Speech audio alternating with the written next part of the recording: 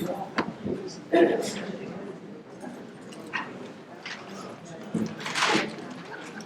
is a special meeting of the Township of Toms River Board of Adjustment pursuant to the Open Public Meetings Act.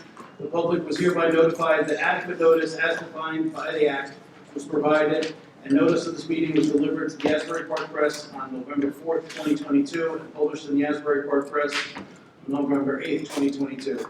And a copy of said notice was filed with the clerk of the Township of Toms River and posted by him. We will now have a roll call of members. Mr. Crispin? Here. Mr. Newser is not present. Mr. Colucci? Here. Mr. Mullen? Here.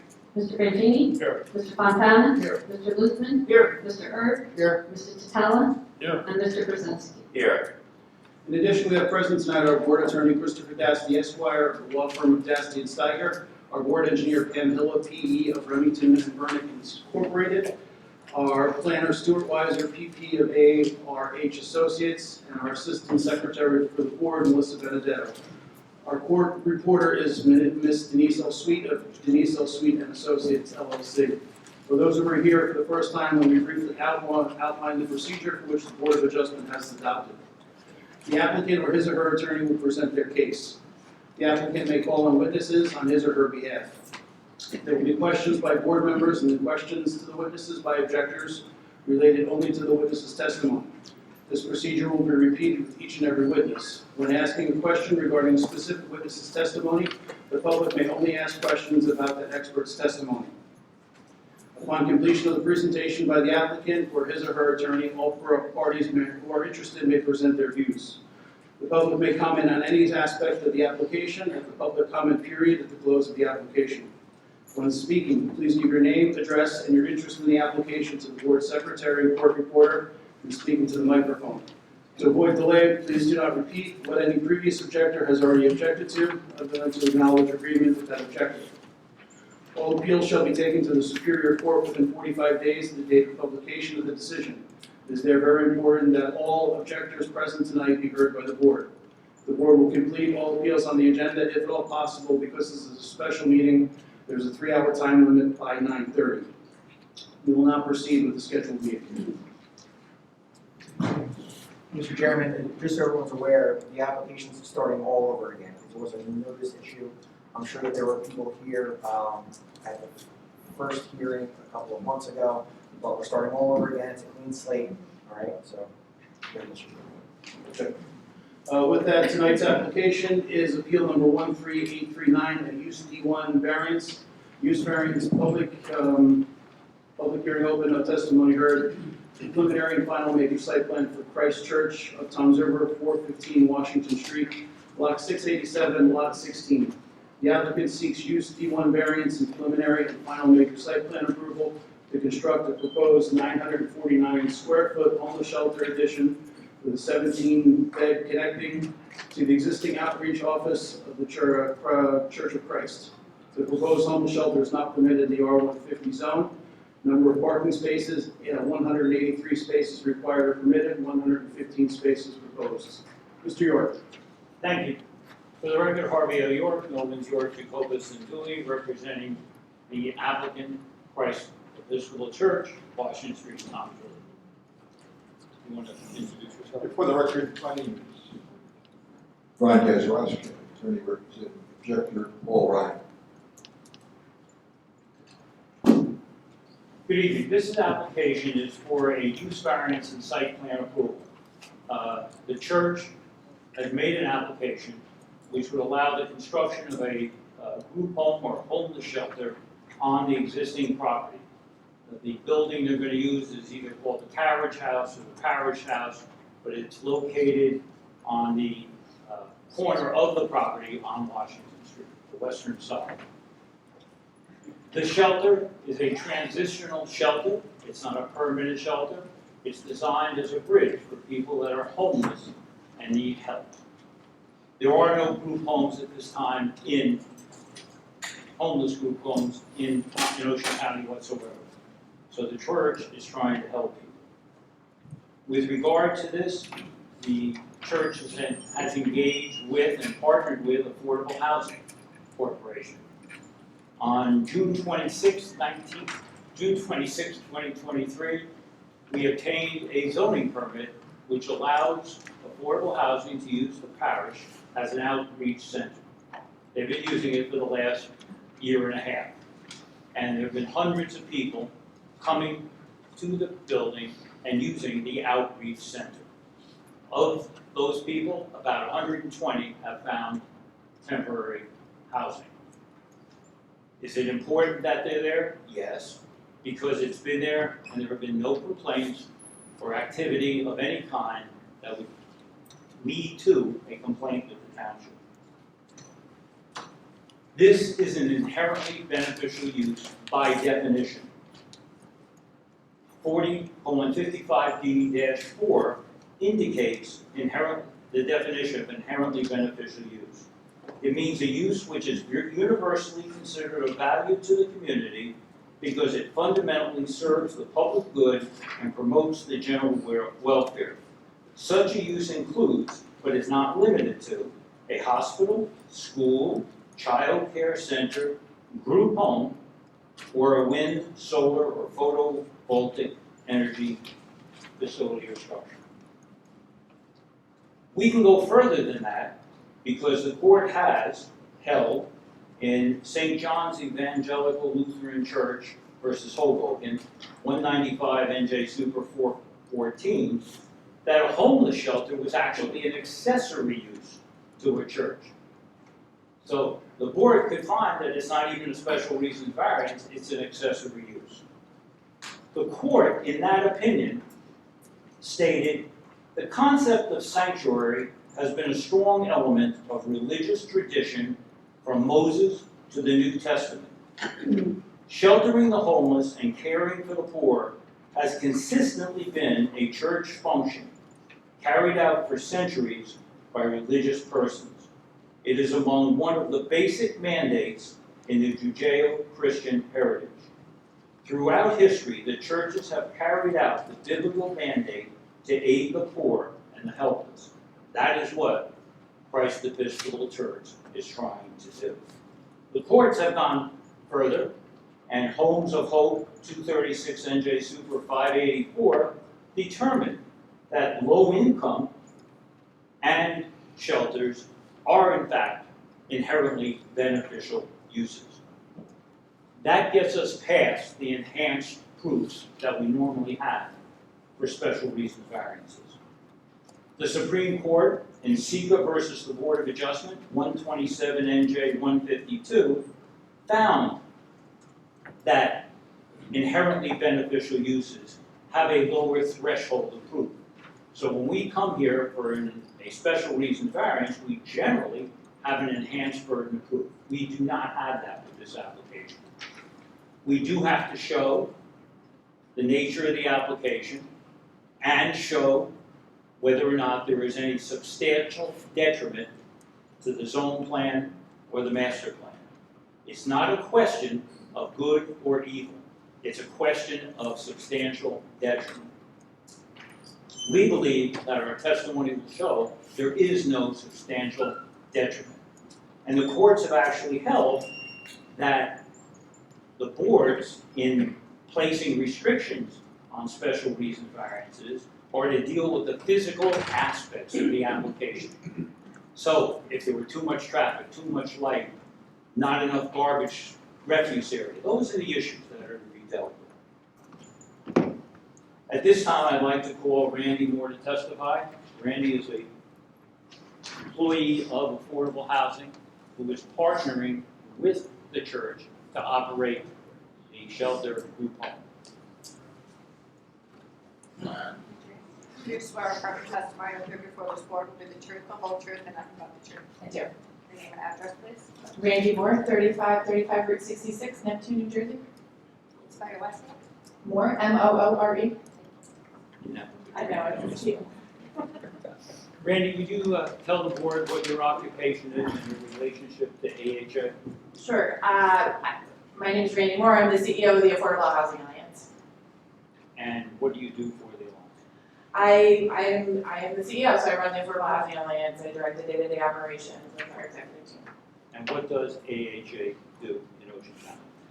In Ocean County, AHA operates out of Parish House, as you stated, from starting on July 2023. We provide the coordinated entry program, which is really the single door into homelessness and a coordinated approach to addressing the homeless issues that individuals are facing in the community. And we operate the rapid rehousing program, where we've been able to rehouse 120 households to date. And approximately how many people have visited the outreach center since it opened in July of last year? Since it opened in July of last year, thousands of people. I can say since July 1st of this year, we've had 900 people sign in that have come through there. Now that may be some overlap with people who came in multiple days, but 900 people signed in over the course of the last 6 months. Would you provide the board with background on homeless services system within the county? Sure. So in Ocean County, the homeless services system is organized under HPAC, or the Homeless Prevention, make sure I get the initials right, the Homeless Prevention and Assistance Coalition. It is a large group of individuals that is coordinated by the county and leadership of the county to address the homeless crisis that we see. There are a number of groups that are involved, including groups that focus on housing navigation, street outreach, case management, and I can go through some of the names of the organizations Tell that the are board involved. the names of the organizations that are involved. Sure, so the Township Housing and Homeless Coalition, Bright Harbor Healthcare, Mental Health Association, Collaborative Support Programs, Robert Wood Johnson Barnabas Health, Preferred Behavioral Health, Just Believe, Family Promise, Hack Court, Hope Center, Soldier On, and a number of faith-based organizations and other advocacy groups. And the center that you're at, the Parish House, has been operated since when? July 2023. And what exactly do you do on that site? So our doors are open just about every day for individuals who are facing any type of housing insecurity to come in and access resources. We partner with the Township Housing and Homeless Coalition that provides the kind of reception and volunteer management. And our team is broken into the coordinated entry side that is assessing and getting everybody into the system and working with them to navigate the homeless system in general and make referrals. And then the rapid rehousing team that is working directly with landlords and the individuals to get them into apartments and help pay back rent so that they can stabilize. The rapid rehousing is your explanation of how you achieve housing for homeless people. Yep. Is there a shelter in Ocean County now? There's no shelter. There's not a year-round adult shelter in Ocean County right now. Based on the people that have visited your outreach center, what is the nature of those individuals? Sure. So the people that we encounter in our staff see are really a cross-section of the community. On a daily basis, we're seeing homeless veterans, homeless senior citizens, a lot more senior citizens, victims of domestic violence, families, and individuals. These really are just our neighbors that kind of fell at a bad time and didn't have the resources to pull themselves out of it. The vast majority of them are working, they have income. It's really just individuals that just need a little bit of help to pull themselves out. Can you talk about how the shelter will operate? Sure. So first and foremost, it will not be a walk-up facility. So the shelter, all referrals to the shelter will be coordinated far in advance, and so you will not have lines of people lining up. I want to make sure I say that up front, because a lot of times that's the perception that people have. It will continue to operate as a daytime center during the day, during our normal hours around 8 to 5 p.m. We'll have 8 staff and volunteers that are on at that point, and then the shelter operations will begin after. We'll have 3 staff on from 5 p.m. to 11 p.m., and then we would have 2 overnight from 11 p.m. to 7 a.m. We have additional staff person on first thing in the morning to help with transportation. Upon intake, everybody's belongings would be searched, and we have a storage facility outside to keep their belongings. Dinner and breakfast will be provided, transportation will be provided, as they noted, to help people get there if they don't have their own vehicles or their own transportation. We anticipate everybody will leave around 7 a.m. and our staff will work to drop them off at any various day programs or appointments or programs that they're involved in or things like that. It's really our staff's job to make sure that the residents have something to do during the day and are working towards permanent housing, so that will all be lined up in advance. Typical length of stay will be about 30 days, but we'll extend that if needed if people are working on permanent housing plans. We anticipate a curfew will be around 8 o'clock at night. We'll make extensions if people are working or in day programs. With regard to staff, who staffs the facility? The facility would be staffed by AHA staff. Are any permits required from the state of New Jersey? We would have a license through the Department of Community Affairs for the state of New Jersey, who regulates all shelters in New Jersey. There's really strict guidelines that we have to follow. That includes the number of staffing and all those things that need to be in place to ensure safety. How does screening occur of the individuals seeking shelter? Sure. So like I said, screening will occur probably several days before somebody is admitted into the shelter. It will include a background check using the National Tenant Network, which is a background system we use in our permanent housing. We'll do a behavioral assessment to ensure that everybody won't cause any threat to the community. And that's. Are the doors to the facility locked inside, outside? The doors will be locked from the outside, so people can't just walk in, but people will not be locked within the facility. They'll be controlled with alarms and security cameras, so we are aware of what's going on. If any issues occur with the residents, how is that resolved? Sure, so if we'll have a zero tolerance policy for drugs and alcohol, and if there are any issues that are beyond the control of our staff, we will call 911. How is the project funded? Project is funded through American Rescue Plan Act funding through the county. So the county is doing the funding through grants they've received. Correct. At this point, people that come to your facility and do not have shelter, what happens to them? At the end of the day, we have to send them back onto the street, so they're literally sleeping on the street, in their cars, in unsafe locations, and so creating a shelter would create that stability that we need to work with people to help move back to the permanent housing faster. And the goal of the church is to find suitable permanent housing. It's the goal of everybody I mentioned and all of us in this room that are in support of this, is to move people on from homelessness and have it be short and very time limited. No further questions. Thank you. Tonight we'll start with board members. Board members, any questions? Am I allowed to still use this, which was the hours of operation since we started the case over again? Any changes? You can use it and ask it. If there are changes, she'll tell you there's. No, I just wanted to know if I could. I have no objection.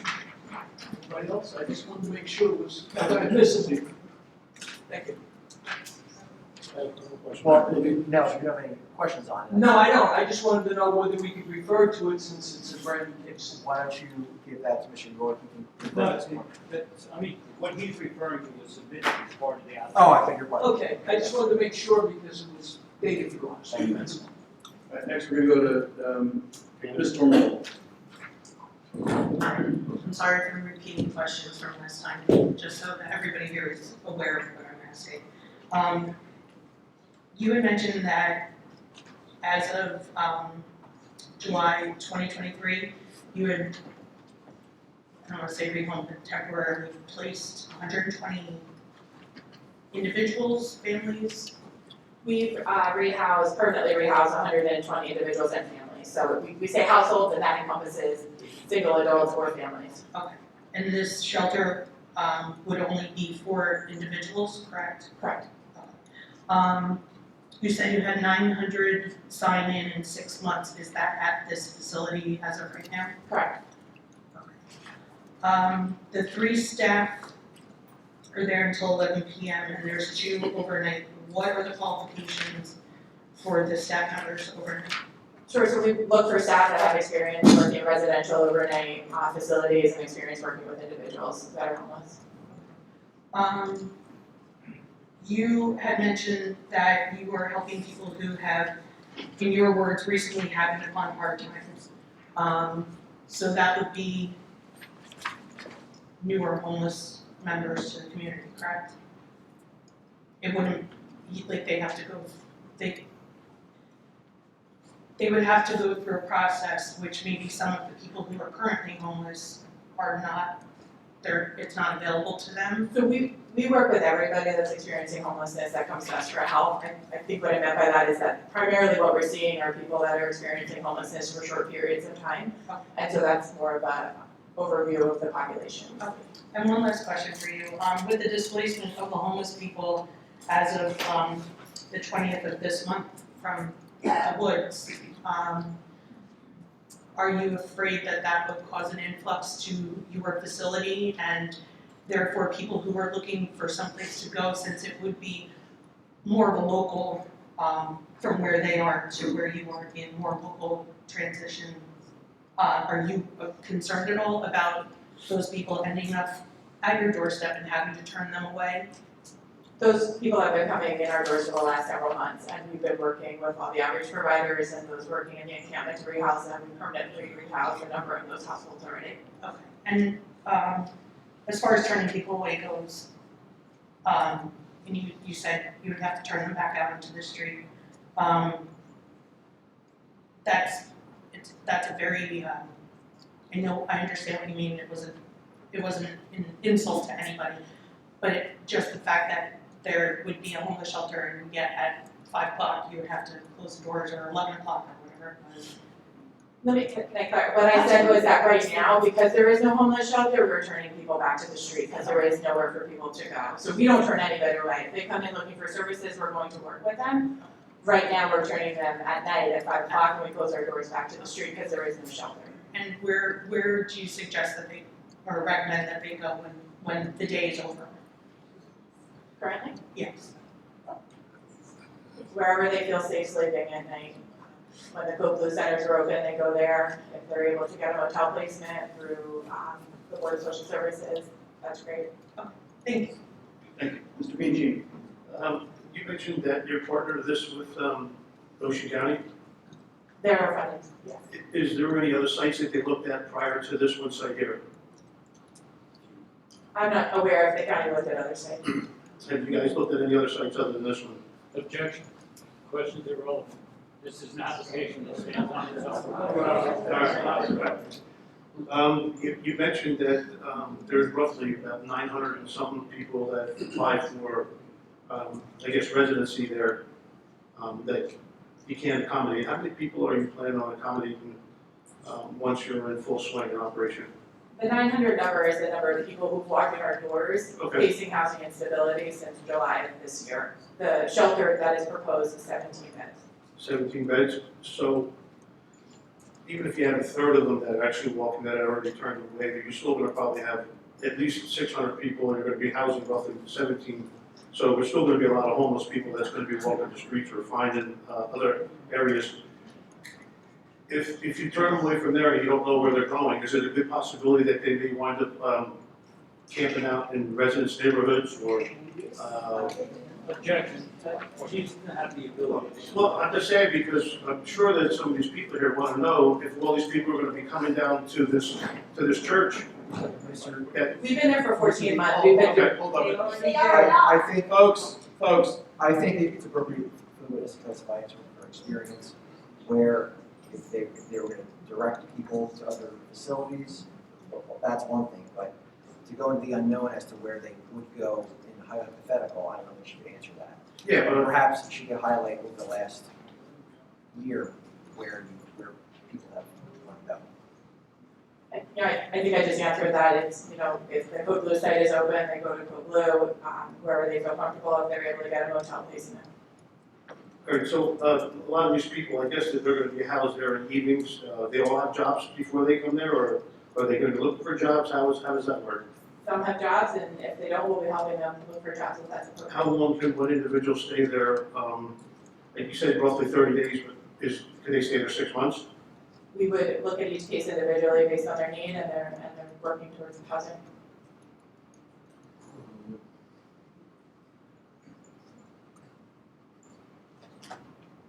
All right, that's it for now. Mr. Luther, are you going to continue your other program that you already have in existence? Yes. Thank you. So my question to you is, with the current state of your facility, when an individual comes there today and the facility is done for the day at 5 p.m., you advise the people to proceed to wherever they feel safe for the evening and to come back the next day for continuing services or whatever. Is that what you're hearing me say? Yes.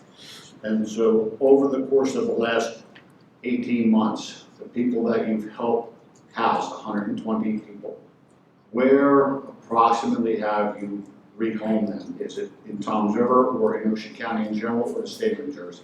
I don't have the exact figures, I can say a lot are in Ocean County in general, some Tom's River, but some are all over the state and out of the county, wherever they're able to find a place. So in conjunction with, I'm assuming you're using the Ocean County Board of Health and Ocean County Social Services Building to help with the housing of these people, since the county is helping to fund this?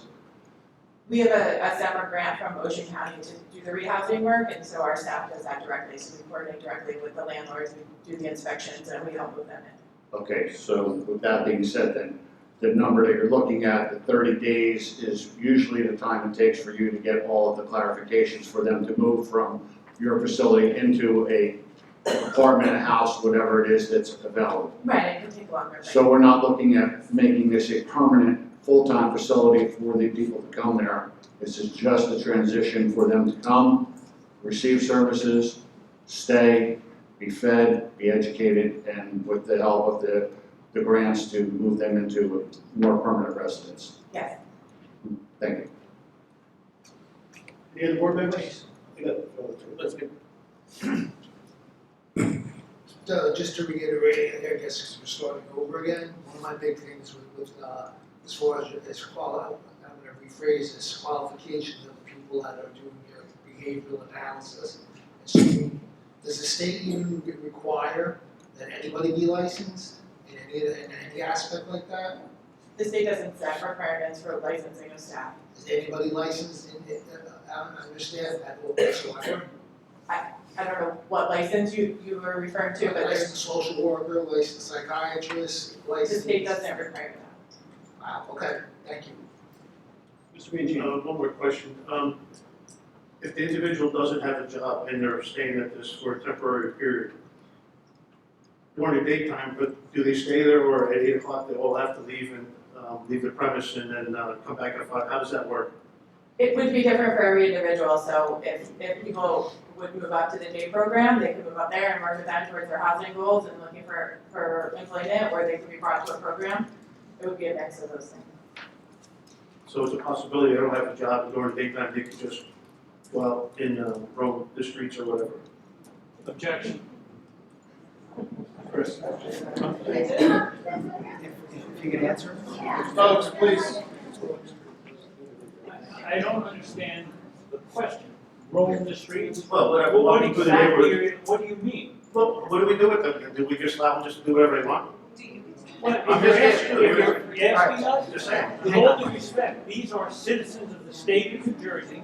They have a right to go wherever they So, want. but, Yeah, I can Mr. understand. Mangini, if I can, so, ma'am, they're not, it's hard to say, they're not locked in at 8 PM, right? They're not locked in. They're able to leave the facility.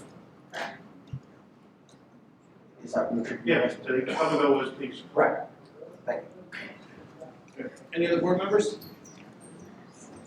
All right, Mr. Weiser, you're up. Thank you. Ms. Moore, I'm going to apologize in advance because I want to make sure that what we had on the record last time is again on the record, and perhaps clarify some things that maybe you said a little differently this time than last time, where I understood it differently.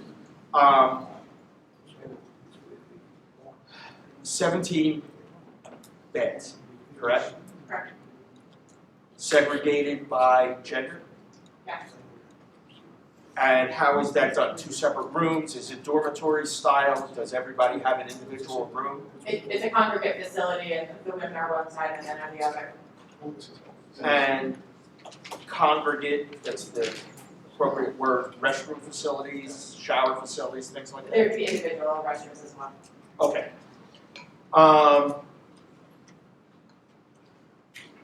Shelter operations are regulated by DCA? Yes. Last time, I believe we heard, and I'm gonna be jumping around, so I'm I going to object. Any comments to the prior hearing are inappropriate. Well, so I'm apologizing for being duplicative, but I'm trying to get those comments on this record. I think that Mr. Weiser can ask questions for clarification, to get information on the record. I wouldn't say this is what he said last time. Okay, fair enough. How many, I'll be on jeopardy and I'll ask in the form of a question. How many staffers during the day? The shelter is not open during the day. The day program during the day could have probably about 8 staff.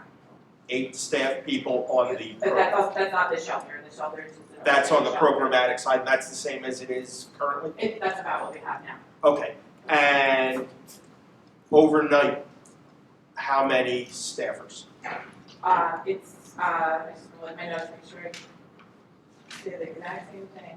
It's 3 during the first shift and 2 during the second shift, alternate. And how are the shifts laid out? 3 staff will be on from 5 p.m. to 11 p.m. and 2 overnight from 11 p.m. to 7 a.m. I'm sorry, 11 to 7, is that what you said? Yes. And then you have transportation staff that would take the individuals to programs wherever they may be. Correct. Would that transportation staff also be responsible for picking up and delivering the clientele back to the facility? Between all the staff that I mentioned, yeah, the transportation would be provided. Okay. I think I heard you say earlier there would be a curfew. The curfew's about at 8. Right. In response to, I think, one of the board members' most recent comments, you said people aren't going to be locked in. Totally understand that. I guess what I don't understand is the difference, or how do you operationalize between having a curfew versus people being locked in, not locked in? Just to clarify, DCA shelter regulations do not allow for you to secure people in a facility and not allow them to leave, so that is. They're not in jail, we state understand that. If people decide to leave in the middle of the night, our staff would work with them to figure out what's going on and try to get them to stay, right, and work out that issue. But if they leave, and that's beyond our control, we can't restrain people. So the curfew is a The guideline. curfew is when people should be there by the end of the night, Understood. before, at the beginning of the night. I understand, I seem to recall that those with mental health issues or substance abuse issues would not be housed at your facility, they'd be pre-screened out. No, it's illegal to deny people admission based on mental health conditions. So they would not, that would not be part of your screening process. Our screening would only be to determine if somebody was a threat to themselves or somebody else. Fair enough. But you will have behavioral expectations for the people housed in the facility? Correct.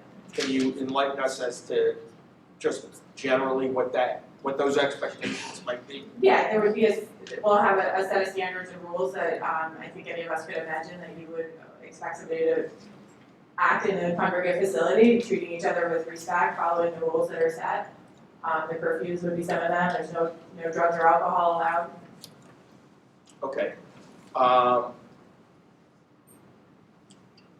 Yeah, I think I heard you say, but I want to make sure I got it right, that their belongings would be searched before they enter the facility? Yes, and there's storage facility outside. And that search would be every time they enter, or Yes. just upon the first? It would be every. Okay.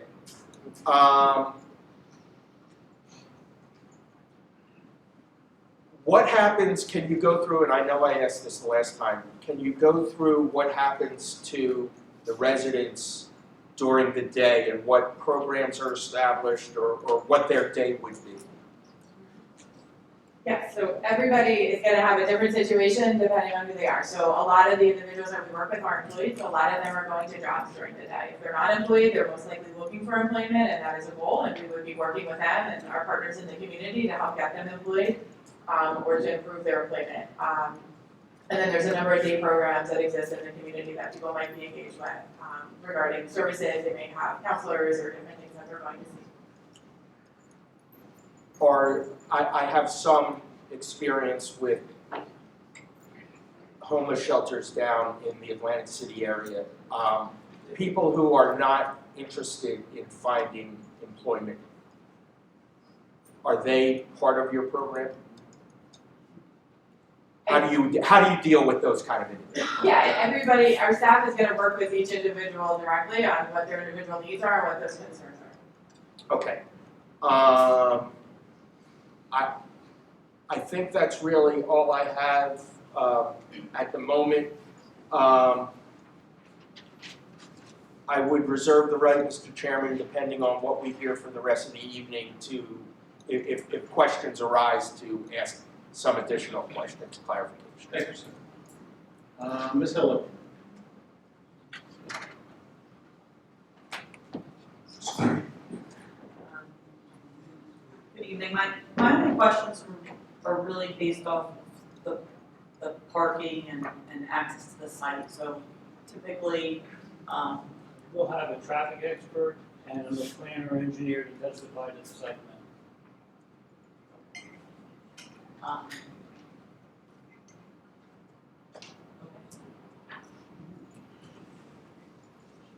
So nothing? That's all I have. Okay. Mr. Taskbar. Nothing, Mr. Chairman. Mr. Luther. You run a facility in Monmouth County, correct? We do. How long has that facility been up and running? We've been running the shelter in Monmouth County for about 10 years. 10 years. What's your success ratio? The success ratio is far, I would say it's 100% in that we have operated it without any major issues and we work. I mean, getting people places and things like that. You know, I didn't come prepared with those exact numbers. Mr. Cluj. Quick question about, if somebody's in the program, one of the 17 beds, and they become disruptive or whatever, do you have the right to throw them out of the program? How would you deal with that? We do. Depending on the severity of the situation, we will call 911 and let law enforcement handle the situation. We would also have a separate pot of money set aside for emergency motel placements if we needed to move somebody in the middle of the night to keep them somewhere safe overnight. Thank you. Mr. Chairman, Yes. Ms. Moore, could you just explain a little bit how you get on the list? Like, if someone's in need of services, you have 17 beds, how do you apply, for lack of a better word, and how do you find this person? Sure, so through the work of our coordinated entry team that is working with everybody that's presenting as homeless in need of services and assistance, they would be identifying and referring who they think is most appropriate and in need of the shelter. Okay. It would be for, And in collaboration with all of our partners in the community. and would it be Ocean County people specifically? Yes. Board members, last chance. As far as food, is it delivered or do you prepare on site? We'll have a warming kitchen available, so it won't be full meals being cooked on site. So a lot of those details will be figured out. Okay. But breakfast and dinner will be provided. Okay. And then just to double check on what Mr. Weiser had mentioned, my recollection of the last meeting was that it was stated, and Mr. York, don't get upset if I'm misquoting, that nobody with mental health issues or addiction issues were going to be staying at the facility. No, that's not. Mr. Fontana. Yeah, for Mr. Dasty for Township Council, you had mentioned, I just need your clarification on this. When you had mentioned that the people that would be coming into the shelter would be searched, what's the state's policy on search and seizure as far as, say if there's a weapon, found, narcotics and such nature? Is there a confidentiality because they're at a shelter, or I don't know if there's is a it? confidential, I'm sorry, Mr. Montana. Well, or is it, as you know, in my law enforcement back, again, search and seizure, again, where do we stand with that? If someone comes in with a backpack and they have a firearm, we call them time for the police department, or would you say? They would be consenting to being searched because they're trying to make their way into the facility. So at that point, if something is found, then. So do they sign a consent to search form as far as when they, as part of your package to enter your facility? It would be part of the rules, I think, yeah, to be admitted to the shelter that they agree on. So there's an actual consent to search in writing? Yes. Okay, thank you. Mr. Gazarovski, I think the floor is yours.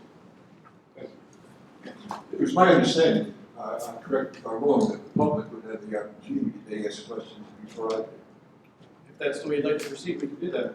Pardon? Well, Mr. Chairman, it's up to you. I mean, usually attorneys go first. But Yeah, that's the way we've always handled it, that It's one of the perks of being. clients that, You want me to proceed first? any objectors that are represented by counsel are heard first. Let the record reflect, as I indicated earlier, my name is Ron Gazarovski. Good evening.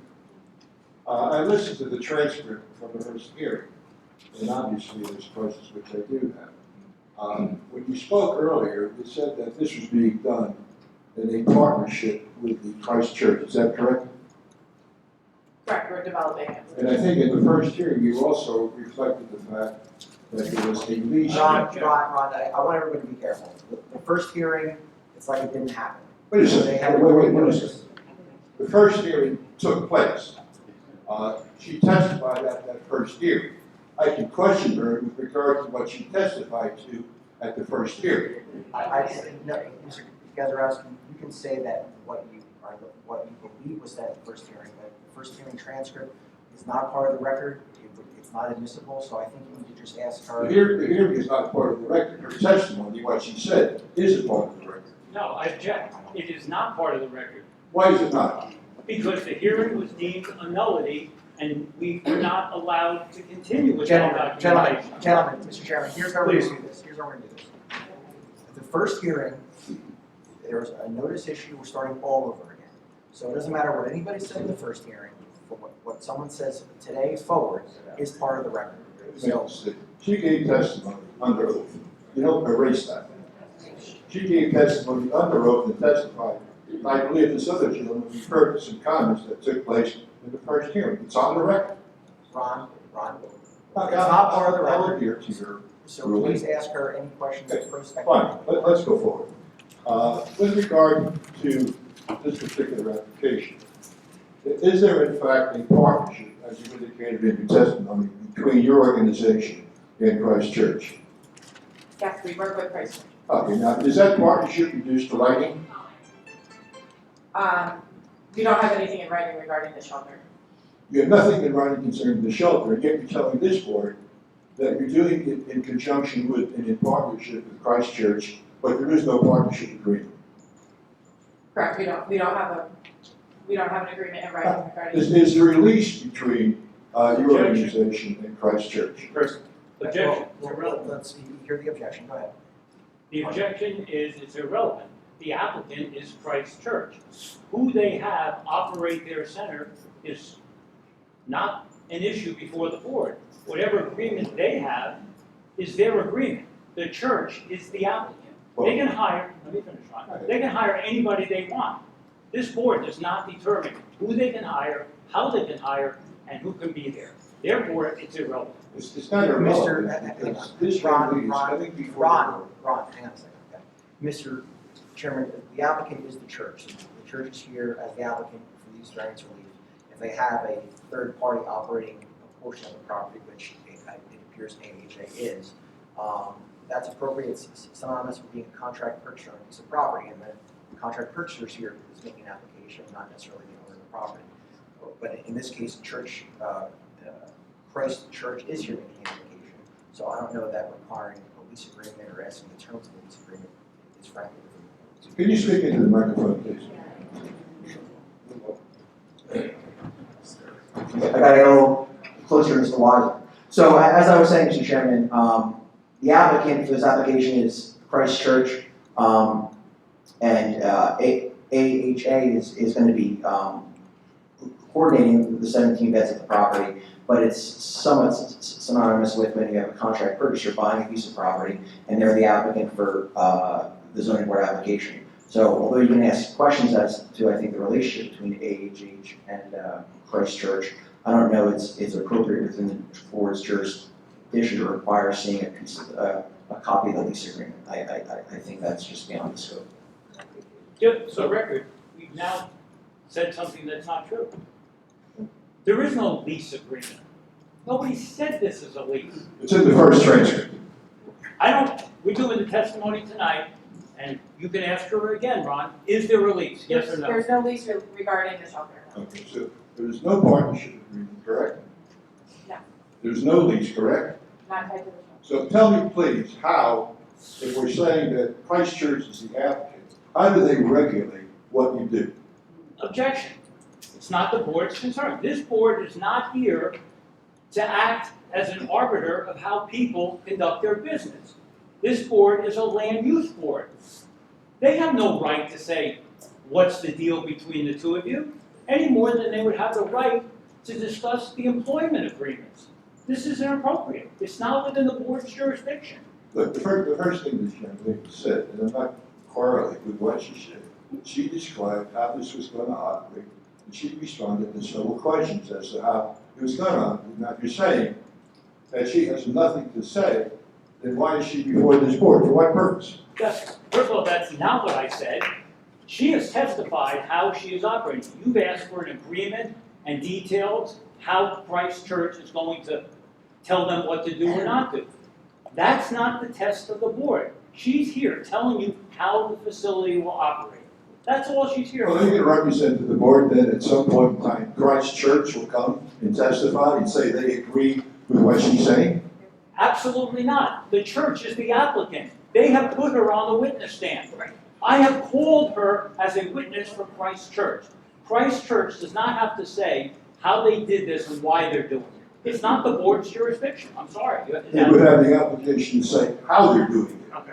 Oh, well, For both sides, to be fair, I think Ms. Moore has testified operationally how the facility's gonna operate, so, Ron, I think your cross-examination is limited. Not just testifying as to the operation.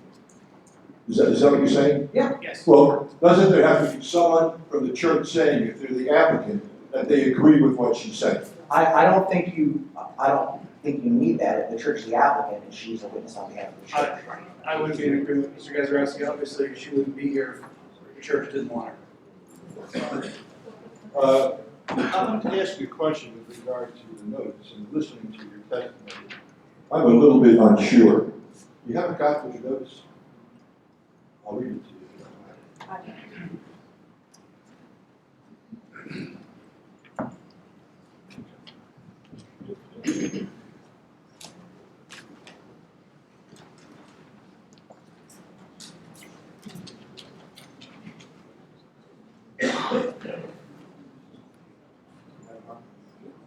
Let me read it to you. I just want clarification.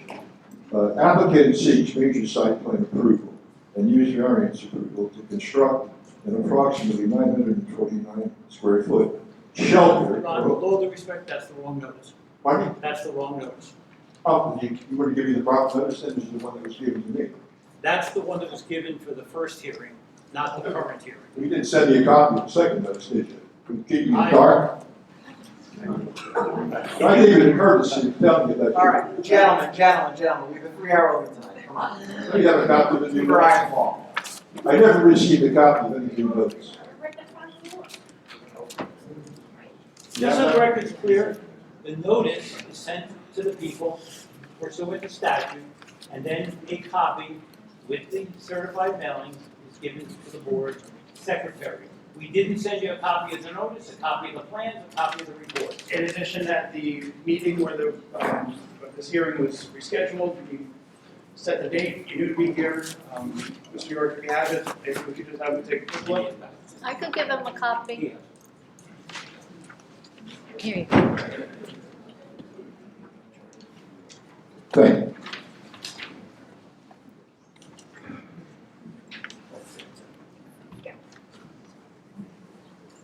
Okay. I have. I'm looking at the second part. It says that approval to use the existing building on site together with an addition to the building of approximately 1,000 square feet as a shelter/group home for homeless people. Now, testimony, I believe, that with regard to people occupying the premises for sleeping purposes, they would only be there for certain hours a day. Is that correct? Yes, the shelter is just an overnight shelter. Pardon me? Yes, correct. So is this a home where homeless people can come and spend 24 hours at that building? Or is this a shelter where people would come and sleep for certain hours? It's the latter. Then why are you saying that it's a shelter or a group home? There's two different types. I don't have it in front of you. There's Objection. He's calling for a legal conclusion which is beyond this witness's expertise. Let's try to make it more simple, okay? Well, hang on. Ms. Moore's testified as to the operation of the facility. I don't know that she's able to define the legal definition between shelter and group home. She has testified to be utilized as a shelter. Is it possible for an individual to seek admission in his home, to come in, be admitted, to sleep from the hours of 5 p.m., whatever it may be, and then remain in that shelter for the entire day? No. It's not? Not in the shelter portion, which will be in the downstairs. They'd But they would, be moved to the day program, which is I upstairs. apologize. They would not stay in the shelter, which is the sleeping area, correct? But they would be able to remain in the balance of the building for the balance of the day. So, they could stay. If the day program is open, it's not open on the weekends, it's not open all the time. So the entire facility will not be open 24/7. That's what you're asking. Given a weekday, they could spend basically the entire day in this building, correct? Theoretically, yes. Now, let me ask you another question. I want to just get this clarified. You said that the building is locked to regulate people who are coming into the building. Is that correct? During the hours of the shelter, yes, it will be locked, so people cannot just walk in. But during the daylight hours and daytime hours, it's locked. During the day, our doors are normally open for people to walk in and seek services at the day program. But if in fact, let's say a person comes in a little bit past the hour of 5 p.m. because he's working sometimes in the like, he can have access to the sleeping area of the shelter. Can you ask that again? I'm not sure I understand. When does the shelter part, where people sleep, when does that open? Our staffing in the shelter part would start around 5 p.m. Okay, and then when they come in at 5 p.m., they are also served food, are they not? Dinner would be provided. Okay, so, but if someone comes in a little bit later, 5 o'clock or 6 o'clock, because of work or the like, they would still be admitted into the sleeping area of the shelter. If they're on the roster and they've been placed at the shelter and they're supposed to be there, this isn't just walking in off the street. Is the food services served in the basement where the sleeping areas are located, or are they located in other areas of the facility? The food service is upstairs. Okay. So they would leave the downstairs area and go upstairs, correct? Correct. Now, is anything preventing them from, when they go upstairs, from leaving the building? After 5 p.m.? Yeah. No, if they testify, if people are free to leave, if they decide to leave. Okay, so if someone comes in at 5 p.m. and they desire, let's say at 10 p.m. to leave, for whatever the reason may be, they're able to leave the building, are they not? I mean, they would be in violation of the I program. don't care if if it's they- in violation, they'd be able to leave the building. Mr. Gazarovski, please let her answer the question. I shall, I apologize. Thank you. Yes, as I Let me said. ask you a hypothetical question, okay? What if they wanted to leave the building, go down to the local tavern, have a few drinks, and then come back, or not come back? They could do that, couldn't they? We would not readmit somebody if they left and came back. Pardon me? We're not gonna readmit somebody if they left and came back intoxicated. Let me show you if I may. Just let me take that back a second. There's only one facility in the state of New Jersey that is going to be similar to the one that you propose to have here. Is there not? That be Fort Monmouth? No, there's homeless shelters throughout the state of New Jersey. What about ones that are run by your organization? The one run by ours is in Monmouth County.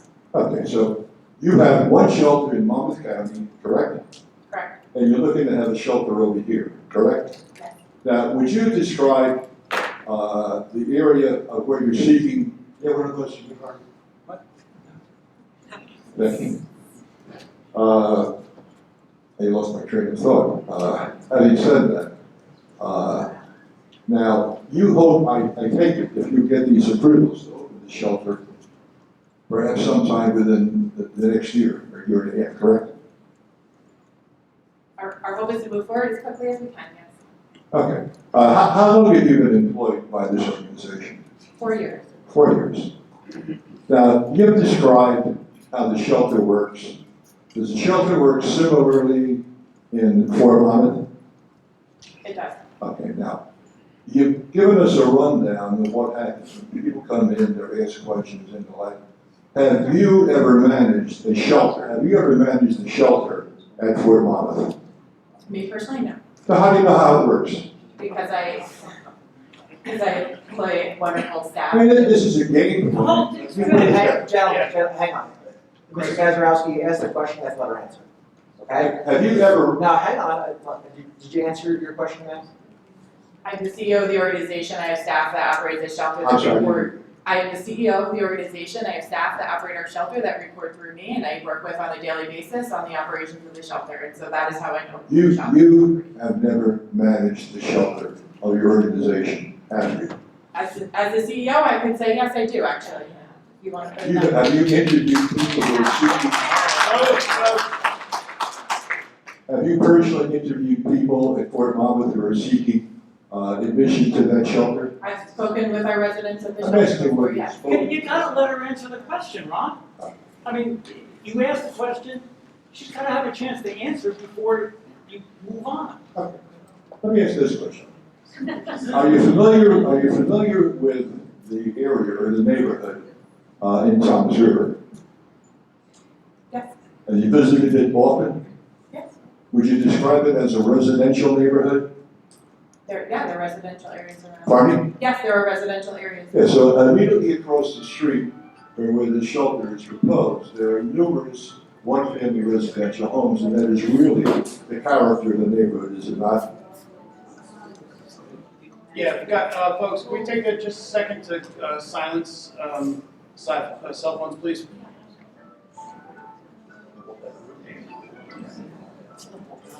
Definitely someone in this room.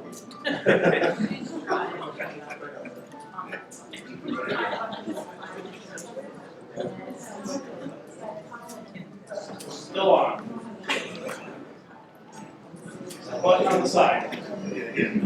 Do I get credit on the 3 hours? I'll give you the minute and a half back. I promise. Folks, answer the phone, please. It's the tile, it's not the phone, It's the tile. Oh, okay. This is being tracked.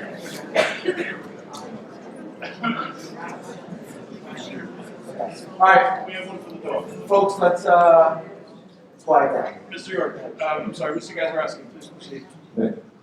I think you basically described the area as being residential in nature, is it not? Yes. Okay. And immediately to, I guess, I think the easter is the golf course, which is in keeping with the residential neighborhood, is it not? Objection, it's beyond the scope of her expertise, she's not a planner, she's not able to discuss that. She's been giving testimony, she's been talking about the neighborhood, and how could it be any question like that is outside the scope? Your Her testimony is limited to operations, though, Mr. Gazarovski. Mr. Gazarovski, I think she testified as to operations, not as to the surrounding neighborhood on her direct testimony, so I think you're crossing the lines outside the scope. Okay? Are you familiar with the location in Fort Monmouth? Yes. Now, how would you describe that location? Objection. Can I actually get the objection out? I object. The conditions and the neighborhood in Fort Monmouth have absolutely no bearing on this application. She testified that that was a location that they had. Why could I not ask a question about that? Because it's irrelevant. No, it's not irrelevant. I'll allow Mr. Desmond to go on. Mr. Chairman, I think the operationally, the Fort Monmouth facility and this proposed facility is certainly relevant, and limited testimony as to the surrounding area of the Fort Monmouth facility, I think is appropriate, very limited. Thank you. Now, how would you compare the neighborhood of Fort Monmouth as compared to the neighborhood of what you're proposing to do here in Toms River? Fort Monmouth is a developing area. There are residential homes very near to the shelter within eyesight, and more coming. Okay, let me show you if I make a photo. I'd like to have this off this old one. Can we have an offer of proof on it? Pardon? Offer of proof? I shall, I know. I want to give you the president. I'll object to this is exactly irrelevant. The area and marking a map of what is in Fort Monmouth is not relevant to this. This application is in Toms River. Any other facility they operate, where it is not relevant. This would be like Wawa coming in for an application and the board saying, how does Wawa operate in Middlesex? How does it operate here? It's irrelevant. It's not irrelevant, it's testified with regard to What's that your site. offer? Go ahead. So Mark, I like to have this mark this whole one. I wanna hear what the offer is. What is it? Well, the offer is that testimony was given that there's one existing location owned by this facility in New Jersey, and that is at Fort Monmouth. And I have photographs, aerial photographs showing the Fort Monmouth location, and they're now seeking to place the same type of facility in an intense residential neighborhood in Toms River. And she testified also, which surprised me, that there was some residential character to the application in Fort Monmouth. Mr. Chairman, you know, the application right now is for a facility in Toms River. It's not for a facility in Fort Monmouth. So I think Ms. Moore's testified as to the similarities in the facilities, but offering a map of the surrounding area of Fort Monmouth, I'll leave it to the board, but I don't know what they're doing relevant. So you're not allowing me to enter? It's up to the chair, but I. Well, without objection from the board, we're going to side with council. Pardon me? It'll be the position of the board to side with council.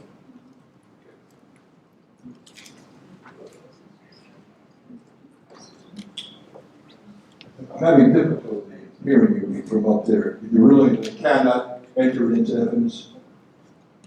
Based on the advice of council, yes. Now,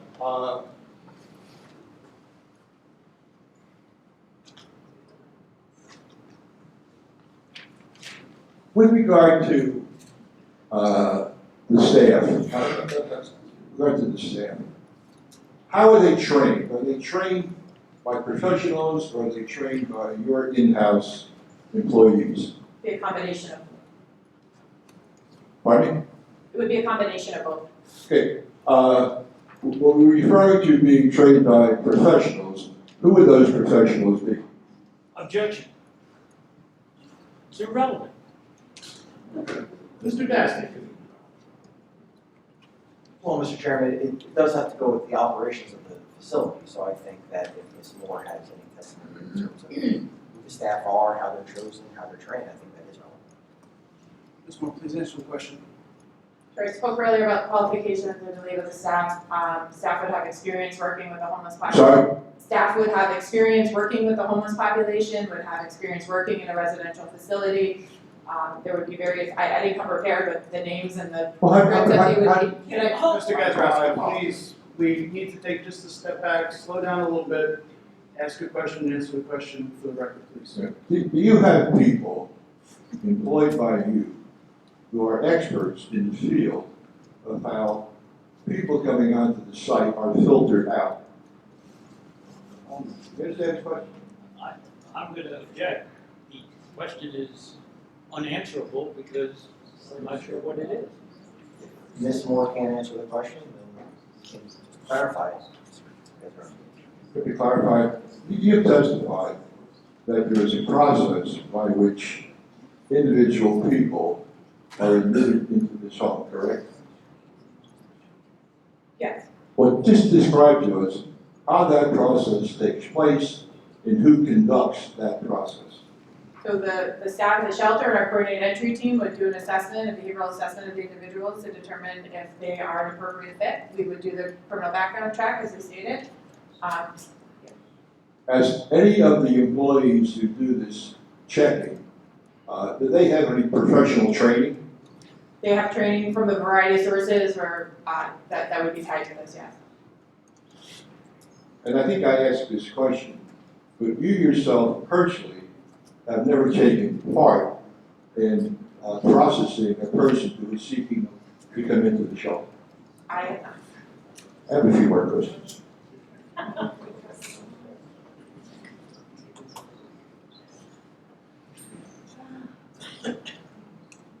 May I ask the question of whether or not, with regard to the operation in Tinton Falls and Fort Monmouth, since there's nothing operating in Toms River, whether there are any complaints from neighbors or police enforcement or anything else with regard to to that, regard to that operation? Objection. Mr. Chairman, I think that follows on a question that Mr. Luthner already asked Ms. Moore about whether there were any type of major complaints against the facility in Falls. So it's already been answered. I think that she can certainly. That was the first one I asked that. I'm sorry? That was on the first application. No, you guys can hear. Did not. She did mention that. Okay, well, If it's a fair question, I think it's a fair question. I'll ask witnesses to answer the question to the best of our ability. We have not had a large scale complaints or. I'm sorry? We have not had any large scale complaints or issues from the community about the shelter for a moment. None at all, or just several? I think your question was there a large Right. concern from the community, and there is not.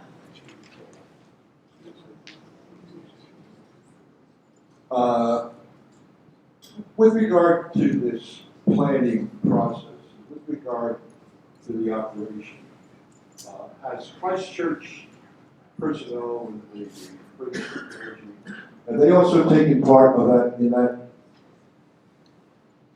Yes. In what manner? As I said, we have a partnership with the church, so we would talk with them Who about. did you speak with? Objection. You gotta let her answer the question, Ron. It's very dramatic. Well, it's about the 15th time I've Stuart is objected. very passionate. The question is, have you consulted with members of the clergy or members of the parish, vestrymen, and or the like with regard to this operation? I am here on behalf of the church talking. I'm sorry? I am here on behalf of the church, yes. I'm not asking you if you're here on behalf of the church. I'm asking you whether or not you discussed with them your operation, how you're running it, and have they personally approved it? Yes. Hang on, guys, hang on. Mr. Chairman, I think that question has been asked and answered. Yeah, I'm thinking that was asked. So, Mr. Gazarovski's been asked and answered. Who are the individuals you discussed it with? I still don't think that matters. I think it's been asked and answered. She's a witness. It's no different than if, when the engineer or the traffic engineer or the planner come up, if you ask if they've spoken about the. She hasn't told me who she spoke with at Christchurch. Ron, hang on a second. She is here as a witness on behalf of the applicant. That's enough. I think it's a. Well, she's here as a partner. I would know who her partners are. Please don't jump in, okay? I think it's been asked and answered a number of times, Mr. Chairman, and the clock is ticking, so I. And I'm in agreement. Thank you. Thank you. Let me ask you on the script that question. Does the church have any part in determining how you operate? Yes, we would consult with them and make sure that the operations would be in line with what they want to see on their property.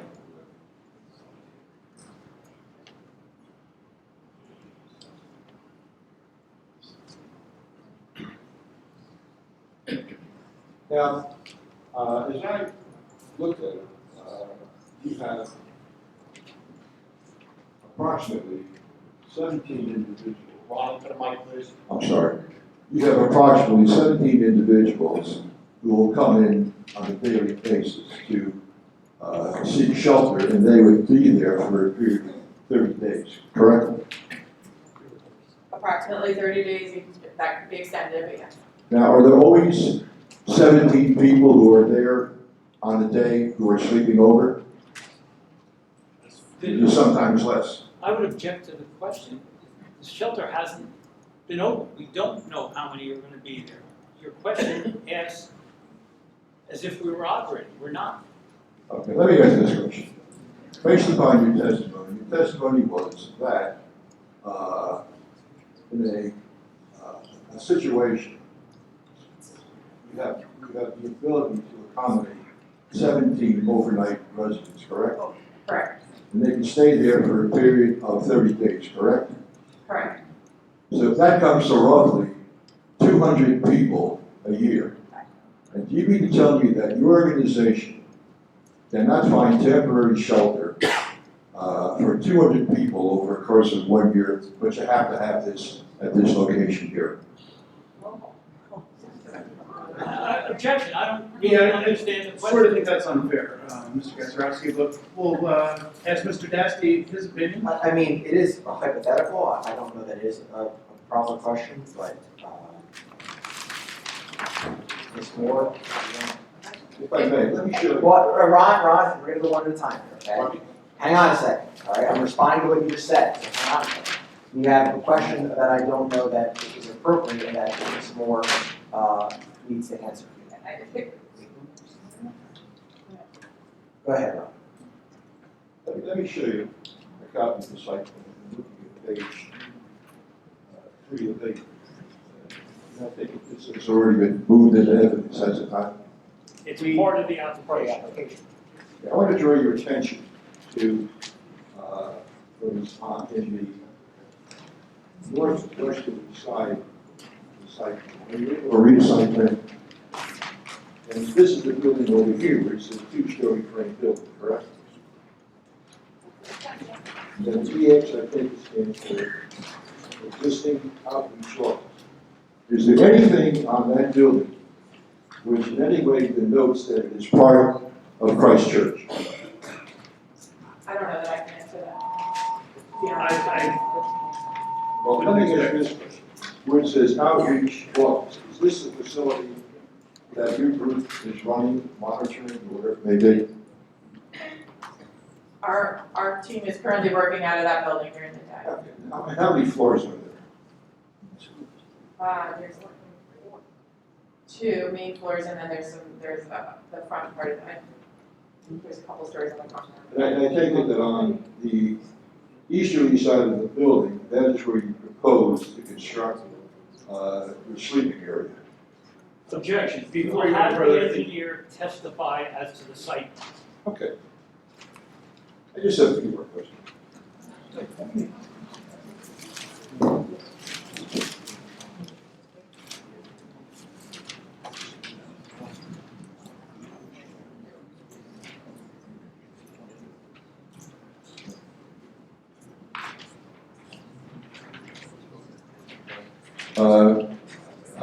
I know that Mr. York may object to this, but in the transcript, how do you determine? Mr. Dassey's. I'm not going to ask Hang on a questions second, about the hang on a transcript. second. Well, you just did it. I'm not going to refer to the transcript, okay?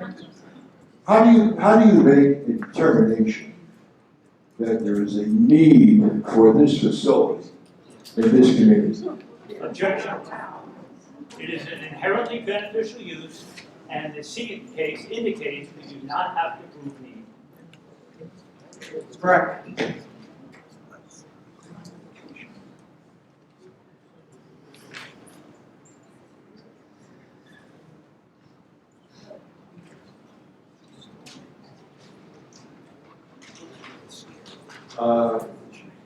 I know that your testimony was, I think, to the effect that the goal is to find permanent housing for these homeless people, correct? Correct. How do you go about doing that? We, primarily through our rapid rehousing team, we work directly with each individual that we encounter and we identify their needs, we get all their documents, we work together, we identify apartments, we identify landlords that are willing to take them, we help pay rental assistance so that they're able to move in and pay that rent, and we provide services in conjunction with a lot of people here to make sure that they're safely housed and able to maintain that. And there's a number of other programs in the community that provide permanent supportive housing, and we'll make referrals to those programs. Our staff are constantly working with individuals to get on Section 8 housing waiting lists, to apply for various affordable housing programs, to connect with employment programs so that they can increase their income and find housing on their own. What have you personally oversaw to determine on strike?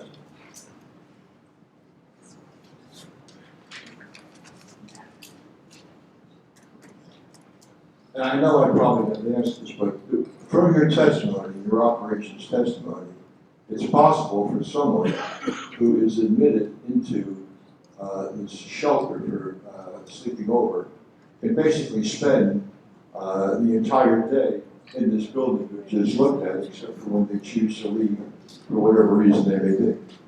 I would say that's been asked and answered, Mr. Gazarovski. Okay.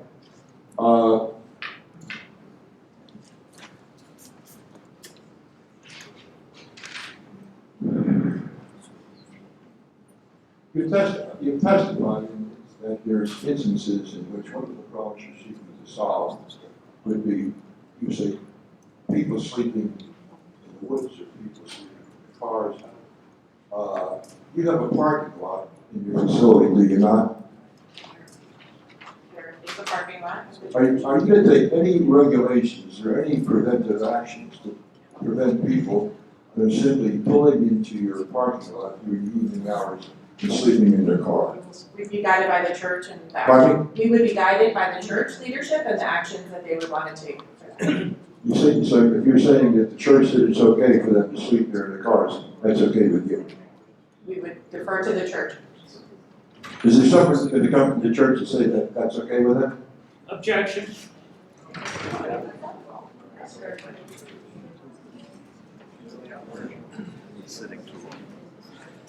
I have a this time, but I reserve the right with my colleague that if there's other testimony coming from other witnesses, the call be shut. We anticipate another bite at the apple all around. Pardon? I said we do anticipate another bite at the apple all around. Thank you. Just to put the public on record, we're going to take a short break in about 15 minutes. At this point, we will take questions for Ms. Moore on the subject of operations only. If you have some questions. Yeah, Mr. Chairman, I think it's important to highlight, obviously everyone wants to be able to ask a question or ask a question, but let's not repeat the same questions. All right, so let's try to keep it as efficient as we can tonight. Okay?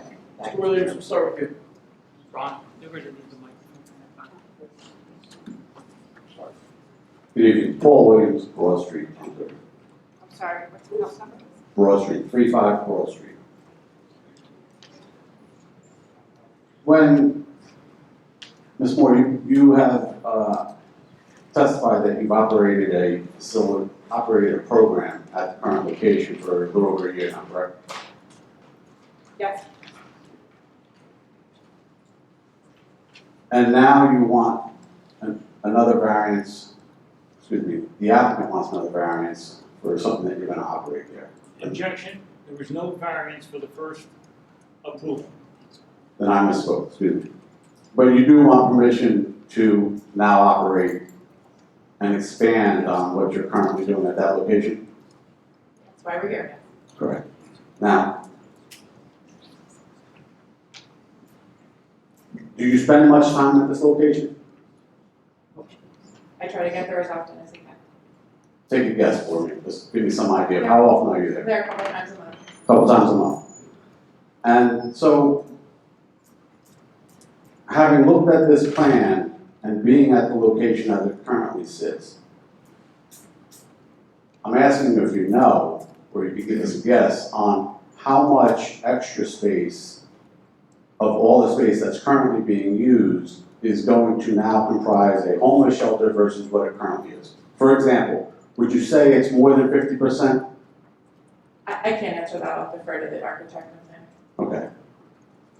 The next question I have is that the agency that you work for, do you operate group homes, for example, for people that have mental health issues? We do not. You do not. Are you generally familiar with them? We own 2 group homes. We rent them out to different nonprofit providers that operate them. The residents in these group homes are there through a mental health? Objection. It's irrelevant. It's irrelevant. If I may. The reason why I'm asking is because I'm trying to make a distinction between people that have mental health and the people, mental health issues that are being provided by housing versus this population, who may or may not have. There is no difference. We are doing this application. What goes on elsewhere is irrelevant. Okay. So hold on, that's fine. Thank you, sir. There's more, to your knowledge, the residents at those group homes, Objection. if I may, there's a point, but I have one more follow-up question after that. Mr. Williams, if we could get there quickly. Very quick.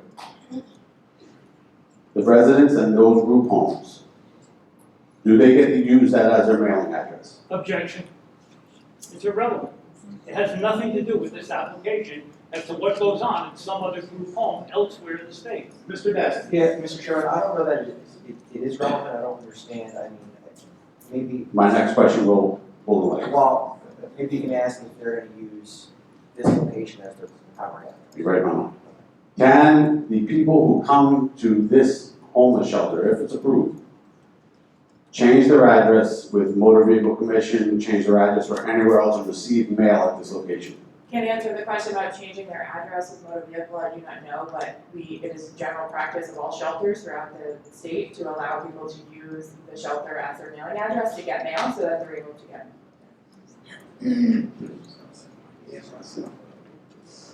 And then, I think I have one more question. Just bear with me.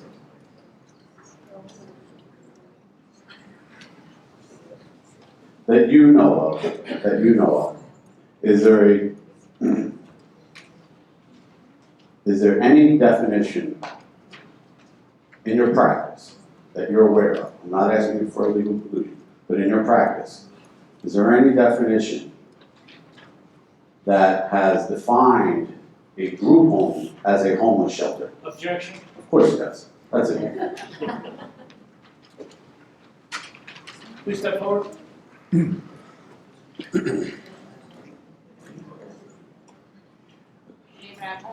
George McAuliffe, 11 Magnolia Lane, By my name, please. MC capital A, ULIFF, like Frank E. I just have a couple questions. Trying to get my head around the math. So you say you have 900 attendees at the day program in the last 6 months, and you've had about 120 placements. That's a 9-to-1 ratio. With 17 beds, are we going to expect about the same ratio every evening? The 900 is the number of people who walked in the door. The 900 is a figure we use to show that there has been a high amount of traffic coming into that building on a regular basis, and it has not had any impact on the community. Well, that's Of the fine. 900, I can tell you personally. of the 900, Hang on, sir, and for everybody. Okay. It's gonna go quicker and more efficient if after we ask a question, we take a breath and allow the witness to answer, okay? Fair enough. Thank you. of the 900, they wouldn't all be identified as meeting the homeless definition and therefore qualified for all of our programs and services, so it's not fair to make that comparison as far as an outcome measurement. We have seen about 500 homeless individuals that have been qualified by our staff, and 120 of those households have been moved on. And so that might be a little bit of a closer number if you want to compare that. The rate at which we can move people on to permanent housing is really constricted by the amount of funding that's available for permanent housing and the available apartments in the community. So there are forces outside of our control, and there's more people entering the homeless system than there are resources to move people out. So I understand it's only a 17-bed shelter, but it creates stability for 17 people and helps us move people on much quicker to permanent housing if we have them in one place where they know where they're gonna sleep every night and they can get all their documents together and everything that they need to move them on to permanent housing. Well, what I'm trying to get my head around is those 17 beds, how many people are going to show up every night? And how many people will not be admitted? Because that's the impact on our neighborhood. So I'm trying to get my head around that. Now, did you just say that the 900? Hold on. If he has a question, great. If that was a statement, then I ask that the statement be stricken from the record. So you have to make sure you're asking questions. You can make comments at the end of the application, but for now, it can only be questions. So what do you expect the ratio to be for admissions versus turnaways? I don't, there's not really a ratio for admissions versus turnaways. Everybody that we admit, we imagine will come and stay in the bed. I don't think that people will be admitted to the very limited resource of shelter and not accept that shelter. So I think that our beds will be full most every night. Yeah, I imagine they would. And then did you just say that the 900 visitors that you referenced earlier are not relevant to our understanding of this? I said that the 900 is the number of people who have walked through our doors in the last 6 months. As a measurement of volume of people that are coming in, not every single one of them would meet the definition of homelessness. They came in because they're housing insecure and they're looking for resources. Okay. One last question. You mentioned that someone asked the question, I think one of the board members, if you had to remove an unruly person, you said that you gave two answers. One was that if the rose to the level, you would call 911, or you would find them a motel room. Question is, who finds in the hotel room? Is it one of the two people that are staffing at 3 in the morning? Yes, our staff would. So then there would only be one person left for the other 16. I mean, it's a phone call. They would both still physically be at the shelter. How do they get them to the motel room? It's typical to use a taxi or Uber service or your Okay. transportation. All right, I think that's it for me. Thank you, sir.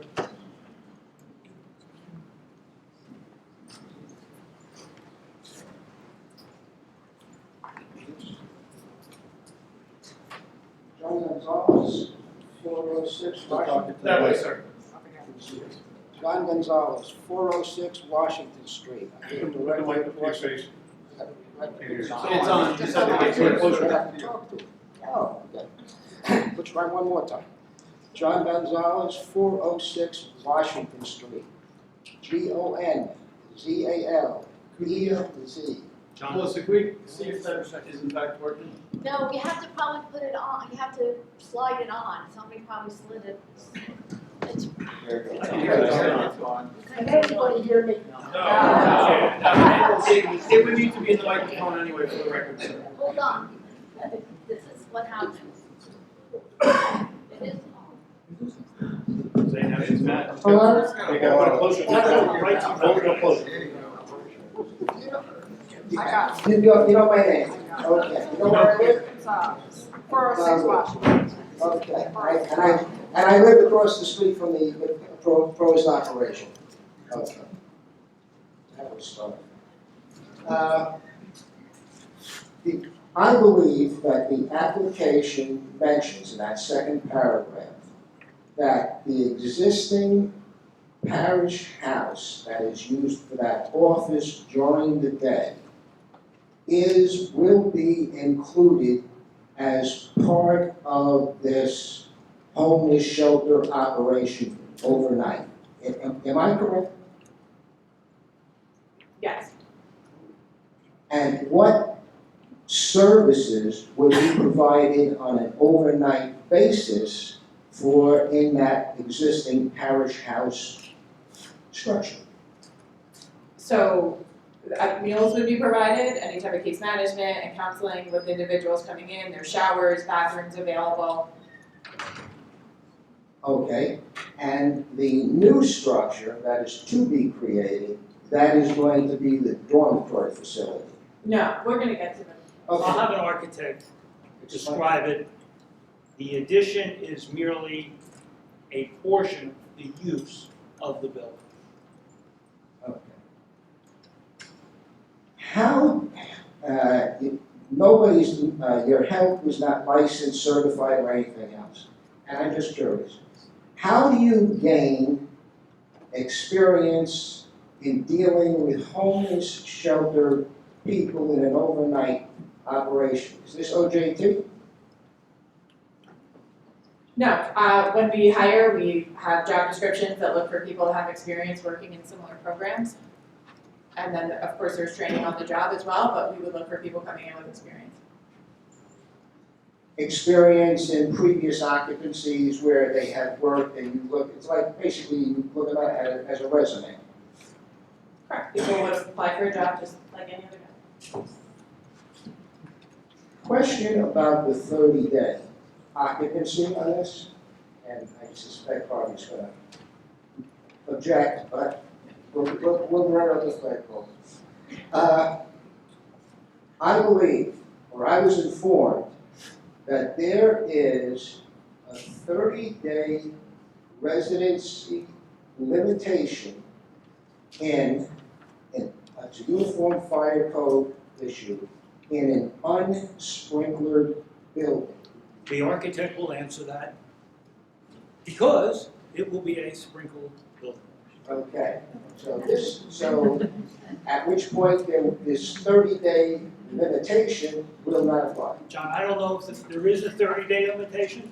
The architect will testify that will meet the code and the building will be sprinkled. Fine. No more questions at this time. Thank you. All right, with that, we've reached the 8 o'clock witching hour. We're going to take a quick 10-minute break. You're up next. All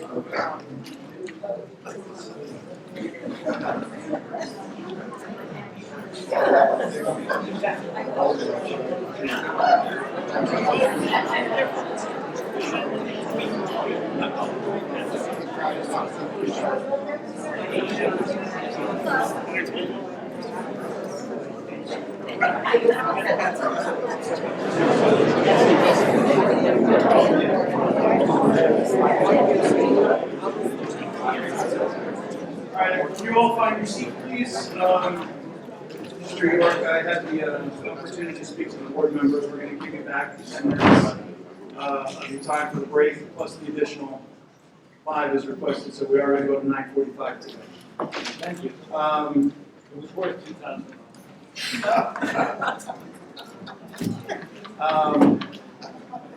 Whoever's next, please step forward.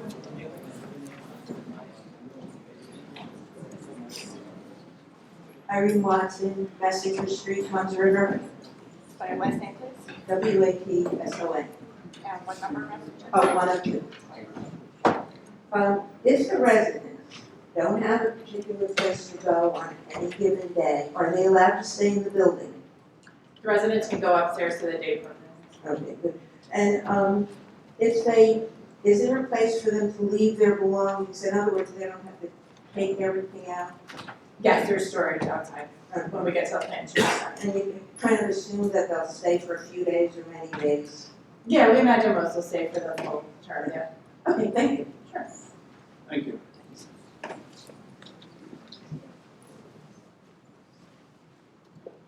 Hello, Patty Kelleher Thompson, 16 Magnolia Lane. My last name is spelled THOMPSON. I'm in the backyard there. I just would like to just be clear. So this is through Ocean County. The funding is through Okay. Ocean County. So did Ocean County approach you? You approached Ocean County? Ocean County did a application, and we went in as a partnership with another organization to take this on. Okay. So in all of Ocean County, from Point Pleasant to New Gretna and west, this was the spot that was picked. Objection. I don't know why there would be an objection, Mr. York. The objection is we're here for this application. How they chose the site, why they got here is not relevant. Well, I think there's a lot of people here who do think it's relevant. Well, I'm not concerned. We follow the law. The law says how you pick the site is not relevant. Okay. Mr. Daz. Well, Mr. Chairman. And that's fine, I understand that. Mr. Chairman, I mean, the board's analysis at the end of the day is going to be whether this site is appropriate, not whether it should be somewhere else. So Okay, I understand let's that. focus on the application before us. Okay, understood. Also, you mentioned quite a few times inherently beneficial. And while I absolutely 100% agree, okay, there seems to be the inherently beneficial for 17 as opposed to inherently beneficial for the hundreds of people that live around as they walk through my backyard. Now, 2023, now that I know that that's a place I'm there. going to object. This sounds more like a I'd statement. like a statement, and I apologize. I apologize.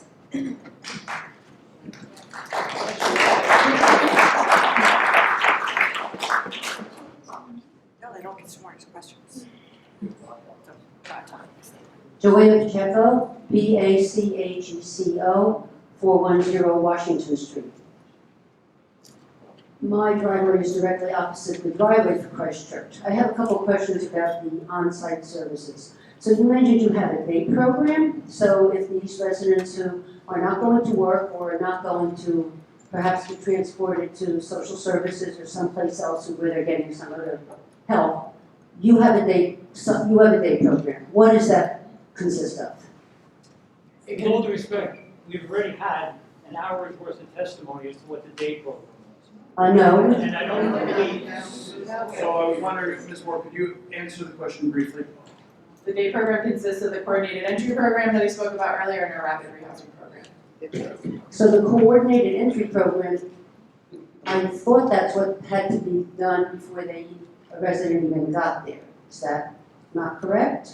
So, yes, coordinated entry is a is a system that evaluates and works with individuals experiencing homelessness and connects them with the resources in the community, and that is based out of the center upstairs. And Okay, so that program and those staff are there. and so anybody who doesn't have a job, who isn't going, they're actively engaged with that, those parts of that program that they need to find homes. We would connect them with other service providers in the community that could help them. Okay, so that's in the morning when people are going to, leaving, people who don't have transportation, who are going to go to some kind of a program, you do provide transportation, correct? Yes. What is, is that Uber and cabs or is it something else? We would have a vehicle to provide transportation. You do have a vehicle, a van, something like a We would van? likely purchase a van to do that, yes. Okay. Funding, what happens when the original grant, which came through, or what happens when that funding is all gone? The original grant is for construction of the facility, and the county is committed to funding the ongoing operations. If funding is no longer available, we would continue to seek funding from other sources. If there was no funding, we wouldn't be able to continue. Okay. I have a question that I know you won't answer, so I won't ask it. I'll ask it at another time about the definition of a group home. Please step forward.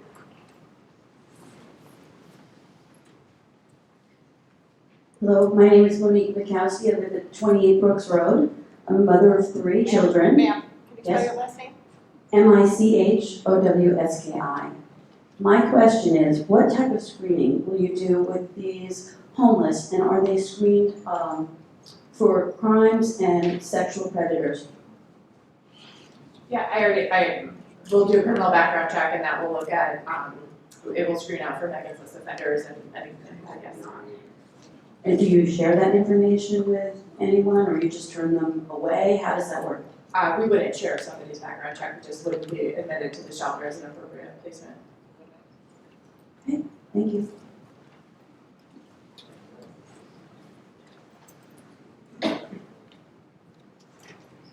Joe Lombardi, 6 Riverend Drive, tomsriver. Spell your last name, sir? LOMBARDF. Just have a question. You said this is the first and only homeless shelter in Ocean County? To my knowledge, this would be the first adult overnight shelter in Ocean County. Okay. And how many residents does Ocean County have?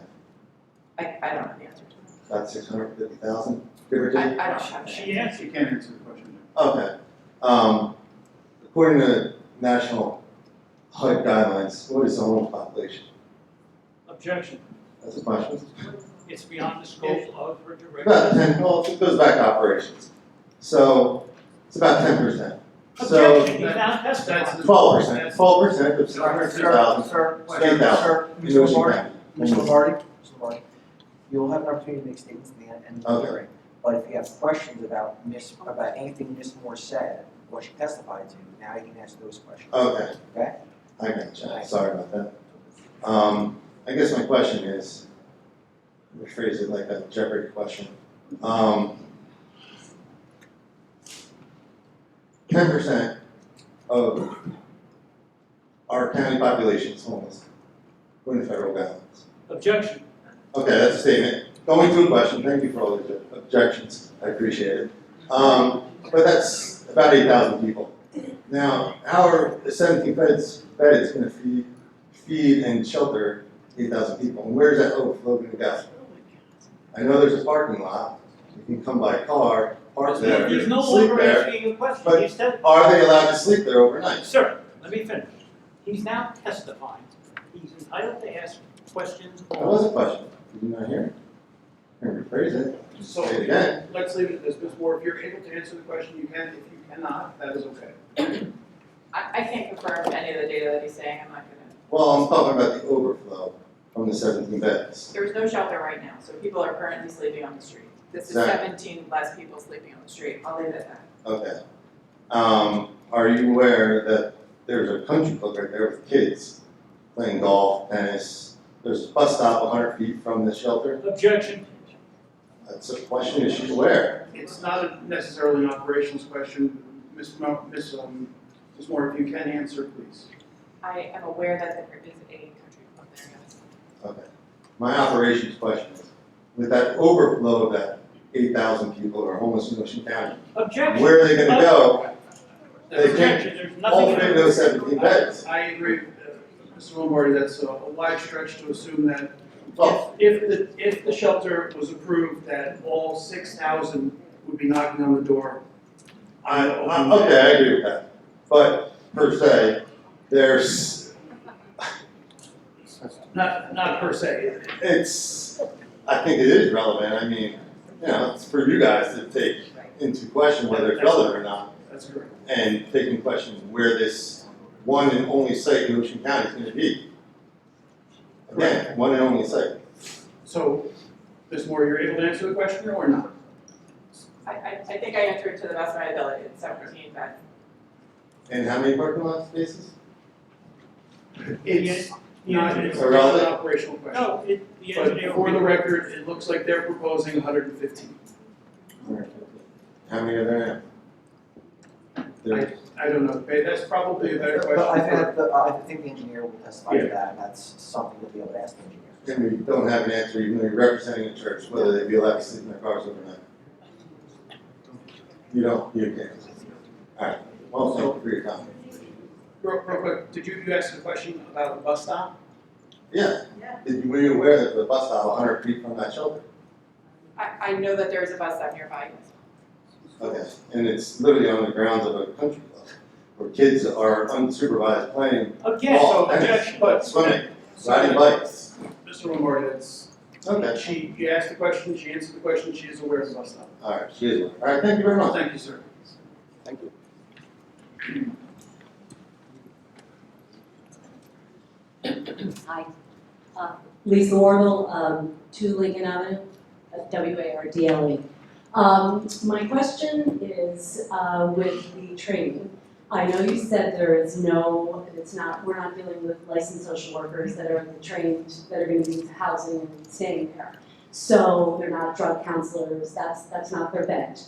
But what is to stop these folks if they come in and you're checking them for drugs and you're checking them for that, and they're good when they come in, but they're not locked in, and then they leave and they could get access to whatever is out there, and then they could come back in, correct? Are they gonna be checked again? Yeah, so everybody would be checked every time they come in, and it's not, once they come in for the night, they're in for the night. It's not like come and go. But they're not locked in either, correct?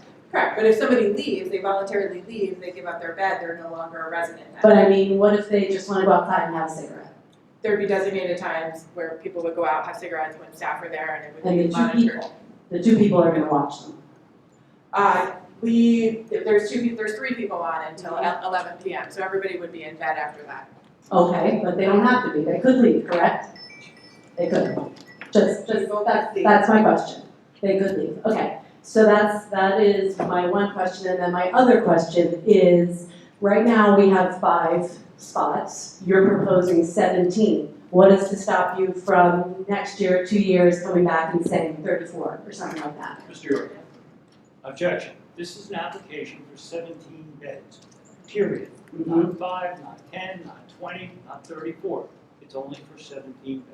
Today it's 17, Well, but we don't know what you're gonna ask for in the future, Well, so. to answer the witnesses, member of the public's question, I mean, if the board were to approve 17 beds, if they were to request additional beds, they would have to make another application before the board. So it's not something that would just happen.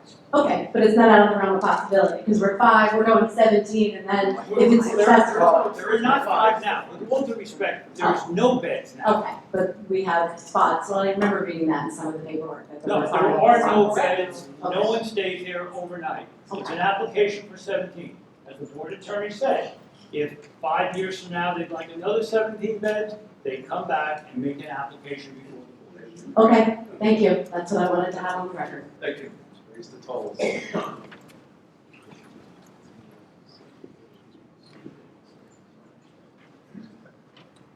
John Gonzalez, 406 Washington Street.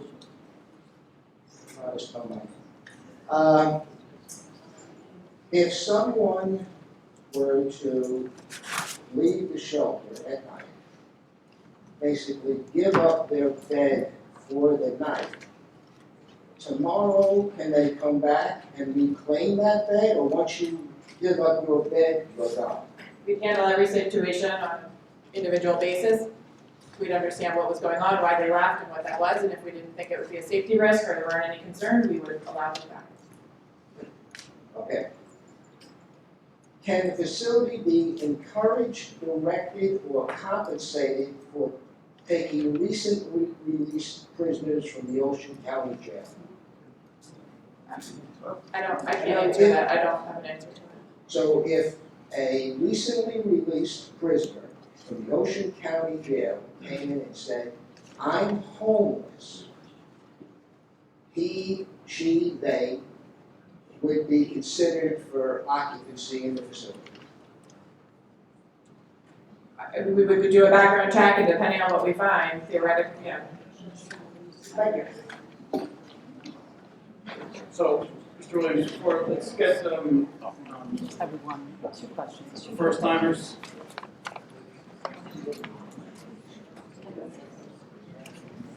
Good evening, Colette Conroy, 125 Point Lewis Drive, CONROY. Background check. What would preclude somebody from being admitted into the program? So anything that we deem would be a safety risk. We obviously want our staff to be safe, we want the community to be safe. Specifically, so what would show up in a Answer the question. I don't have a list of specifics. We would look at it, we would understand. Obviously, Megan's Law offenders, arson, any of the serious offenses, anything that was violent, anything that we think would cause an issue or concern. Misdemeanors, felony convictions, they would be permitted. It's going to depend on each one, when it was, and what the story is. Thank you. And as far as containment, if there was somebody that became mentally ill, on substance abuse, became irate, volatile, call 911, is what I heard. What would you do if they ran out of the building and they were a threat to themselves or others?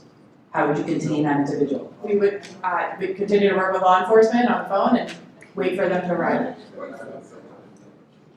Our staff are trained in de-escalation and crisis. Again, I want to make it clear.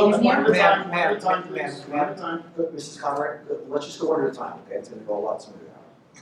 Our staff is trained in crisis intervention and de-escalation, and so they would work with each situation as they could. If the person is violent and physically leaves the premises, we're likely not able to follow them and physically contain them. Like that's all I needed to know. Right. So what would be the impact to the schools, the neighboring schools? The bus stops, the children, the country club, the neighborhood, the residential area? I think that's closer to a planning question than to an operations question. Okay, thank you. Mr. Williams, let's do the first timers first. Hey!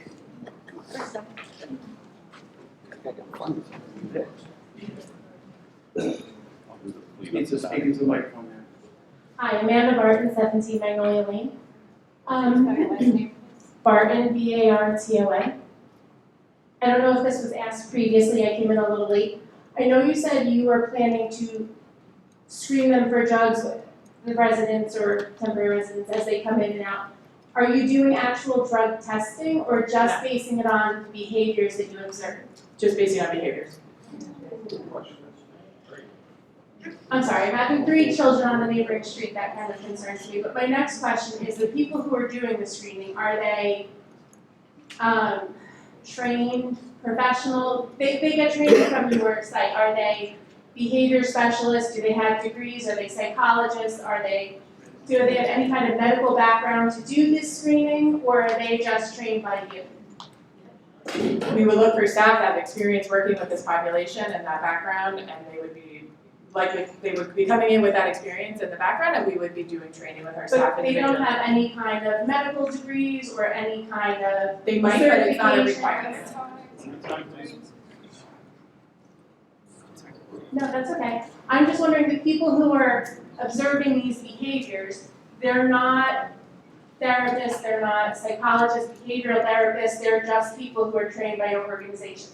By my organization and outside groups that are available to train on this, and I can prepare with all of those lists, but there are a number of resources and things out there, so.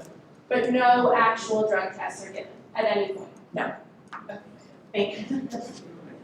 Ma'am, please step forward.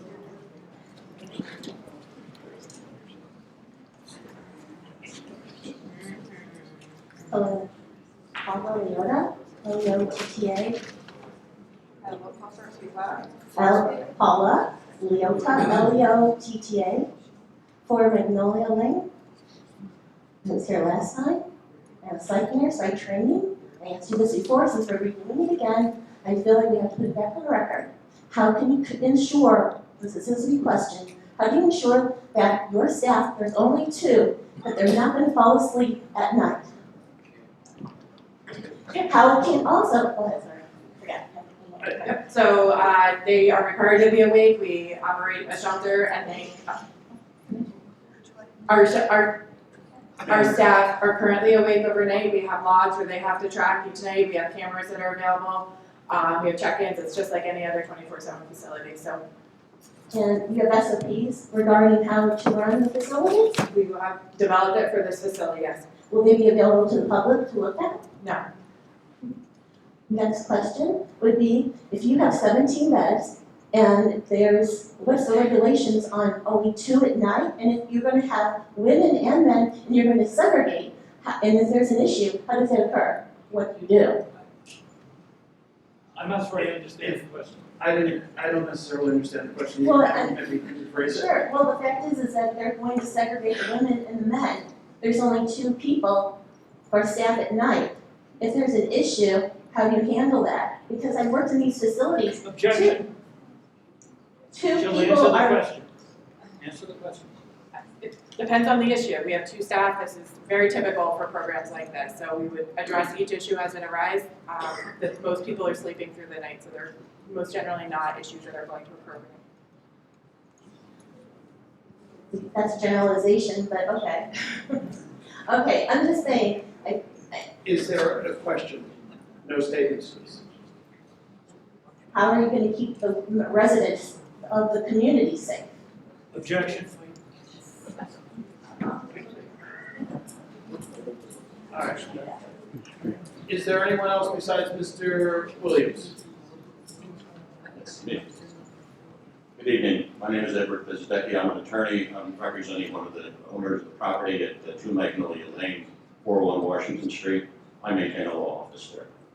I have represented this client for some time. My question to the operational person is, one of the questions the board member was, have you looked at alternate sites in the area? Objection. I'm pretty positive we've been over this question. Well, I think the board member raised the question, not me. It doesn't. And I'm following up. I know Mr. York likes to object to everything anybody says, but This is right. I know, it's just right. Well, he doesn't have a right to get this application. It's a privilege. That's the board's decision, sir. Yes, that's the board's decision, no question. That's why I'm following up with the board's question. Did you check any other alternate sites for this facility? Objection. But, Mr. The York, board why has this already objection? ruled that other sites and where they look is not relevant. And I believe that was the Mr. Chairman, it's been asked and answered, so yes, correct. Oh, it was asked and answered? Yes. Okay, well, I must have overlooked it. You agree that no one from the applicant is appearing today, correct? Yes or no? It's a simple question, Harvey. I'm not a witness. Well, I thought you would be because you're the only one that's coming up. Gentlemen. Everybody needs to take a step back. Is there First of all, anyone from the applicant appearing? Yes or no? If you can answer the question. The intention was not, I'm speaking on operations on behalf of the applicant. You're speaking on behalf of the applicant. My question is, has anyone from the applicant appeared? The applicant themselves. They're the ones that are making the Tonight, proposal. no, nobody is from the Mr. applicant. York, is anyone from the church appearing before the board? No. Okay. Has anyone going to be appearing if you know? I know, and the answer is no. Mr. Chairman, I'd ask to dismiss this application because there's nobody I here from the board, think from the that's applicant. a little premature, sir. I understand, but I'm making that application on the record because nobody's here to make the presentation on behalf of the applicant. Mr. York can do it now. Mr. Chairman, the applicant can have representatives and professionals appear before the board in this application, just like any other application. If the applicant, if the individual, sit down, Mr. Mr. Gazarovski, I'm not done. sit down. We'll get to you, sir. So, I saw. it really is irrelevant. It's the applicant's gamble. If they want to trust their application to people that they've hired or the professionals, no specific individual on behalf of the church has to testify. I certainly agree. We've had plenty of applicants in my 14 years that have been represented by council as well as represented themselves. It's never been a requirement of this board. And Mr. And it won't be tonight. And Mr. Bezdecki, your questions now are specifically as to Ms. Moore's testimony. Right, it's operational, I understand it, but there was testimony before the board that there's no lease, there's no contract, there's nothing between these parties. But I'll go further. You testified that there is no other place in Ocean County for overnight residents that are homeless? Is that your testimony? What I testified is there's no year-round adult homeless shelter throughout Ocean County that I'm aware of. But you're aware the Board of Social Services in Ocean County does provide at their expense for people that are homeless if they want it, In hotels. Yes. And they give them the housing, and they've been doing that. In hotels, yes. Folks. I'm sorry, I must be interrupting you, sorry. So are you aware of the Brown property at the end of Washington Street, which is where the housing people are living right now? I'm not. Did you investigate that? No. Do you investigate Caddis Island, 30 acres where we have? Objection, this is easy. Just yes or no, it's a simple question. No, It's a reference to the board's question. What's before the board this evening is this particular application. What else is available in town is not the purview of the board. All right, respectfully. Respectfully. Did you ever meet with the homeowners to get their position as to this facility going in? No. Did you hear Mr. York testify, not testify, but did speak to the record, that it's his burden to show that it's not detriment to the area? Did you hear that? Objection. That was your statement, Mr. York. And she doesn't have to answer my statement. All right, Mr. Bezdecki, we're getting a little far afield from the things that Ms. Moore testified to on direct examination. Okay, if you want to question applicants or witnesses with regard to the positive and negative criteria, that'd be an issue for the I planner. can't question an applicant that's not here, Mr. Dash. Excuse me? I can't question an applicant that's not here, not here. You can question the applicant's professionals and representatives, Well, I just as you intend- would on any other applicant. I intend to do that. I know that's my right. Are you aware there's a maintenance manager in the church that is the applicant before this board? Yes, Have you met with the maintenance manager? I have met him previously. And have you explored the fact that there's a lot of problems on that property with garbage and vendors and social meetings where people come with their cars, 100 of them, and they have gatherings and they have these food trucks and all these other things coming in with garbage problems? Have you done that? No, I'm not. You haven't met with them on that issue? That has not been an issue that's been raised. Are you aware that there was an issue with the maintenance manager who used to be somebody that was one of the homes and that was running the operation? I don't know. I have no other questions. Thank you.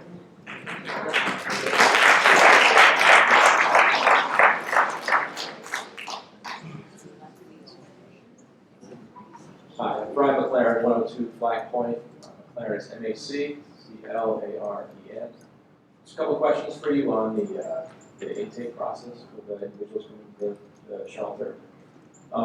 With regard to the medical screening and their mental health history, can you give us a little more background on that? So,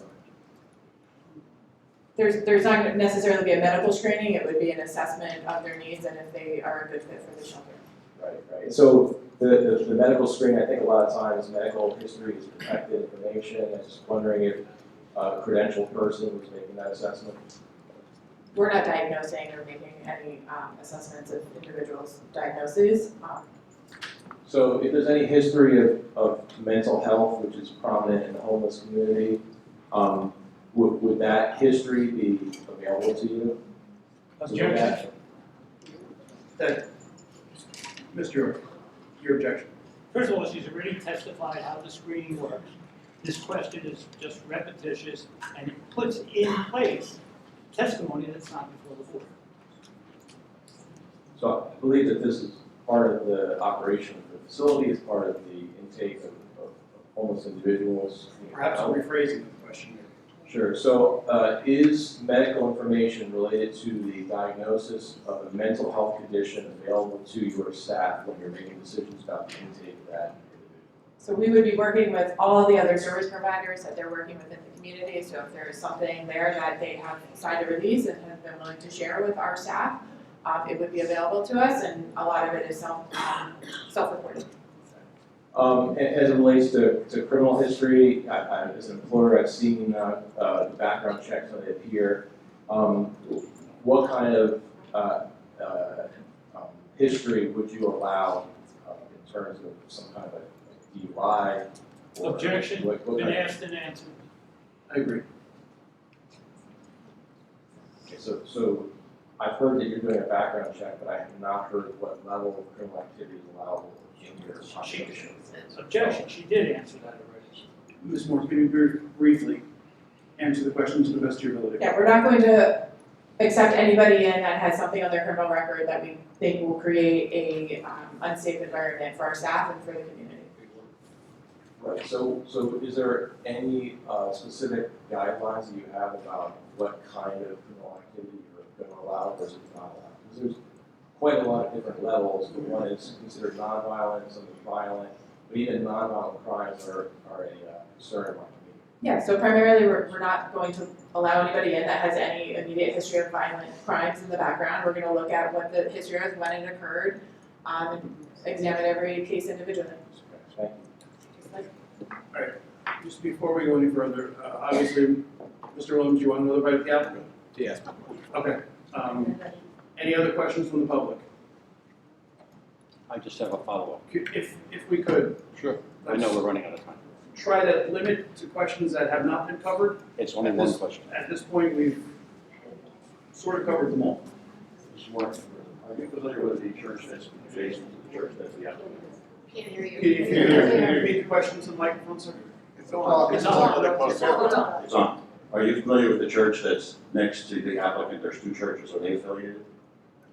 I don't know what you're speaking of. You don't know that there's two churches available to the applicant? And then going west, right next door, contiguous to the church, there's another little church. Objection. It's an operation question. No, it's not an operation, you're testifying. My question, Mr. Chairman, is as a follow-up. Robert Frost said, good fences make for good neighbors. If the board makes a condition of your company putting in a fence to prevent the individuals from meandering back and forth from their property that they're staying on overnight to my client's property, which is contiguous to it, are you willing to put up a fence to stop that? Yeah, I believe that's on the plans and that will be That's addressed part of the later. planning? I believe that will be wasn't addressed aware. later, so. And I did not receive the second notice already.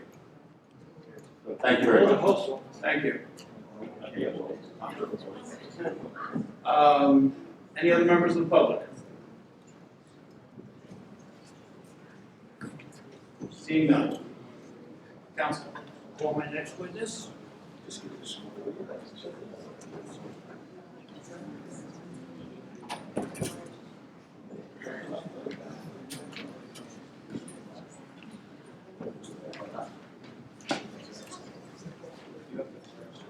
Do you swear affirm a testimony you give before this board will be the truth, the whole truth, and nothing but the truth? I do. My name is Stephen Schott, S-C-H-O-C-H, 756 Haddon Avenue, Collinsville, New Jersey. Steve, would you tell the board your professional background and qualification? I'm a principal architect with the firm Fritter Design, and I've been practicing architecture for 40 years, licensed in the state of New Jersey. Raise your mic up. You're gonna have to raise it. I'm too tall for this mic. Okay, I get it. I'm a principal architect with the firm Fritter Design, has been there for 40 years, practicing architecture. I'm licensed in the state of New Jersey since 1987. I've appeared before many boards in the state of New Jersey, including Township. The board accepts his qualifications. Welcome, sir. Thank you. Steve, would you describe what is proposed in the existing building and the addition? The existing building is a 2.5-story structure known as a parish house. That building currently is 6,870 square feet in total. What's being added to, there's an addition being added in functionally the rear of the building. That addition has a footprint of 949 square feet and is a total area of 1,738 square feet. Overall, the final building 2.5 stories existing plus the addition will be 8,608 square feet, of which, I know the question was asked before, of which approximately 50% of that total square footage is dedicated to the shelter, with the balance of it being dedicated to the day operations of the Affordable Housing Alliance. Where is access to the building? The access to the building is in the rear, I'm going to refer to the plans, but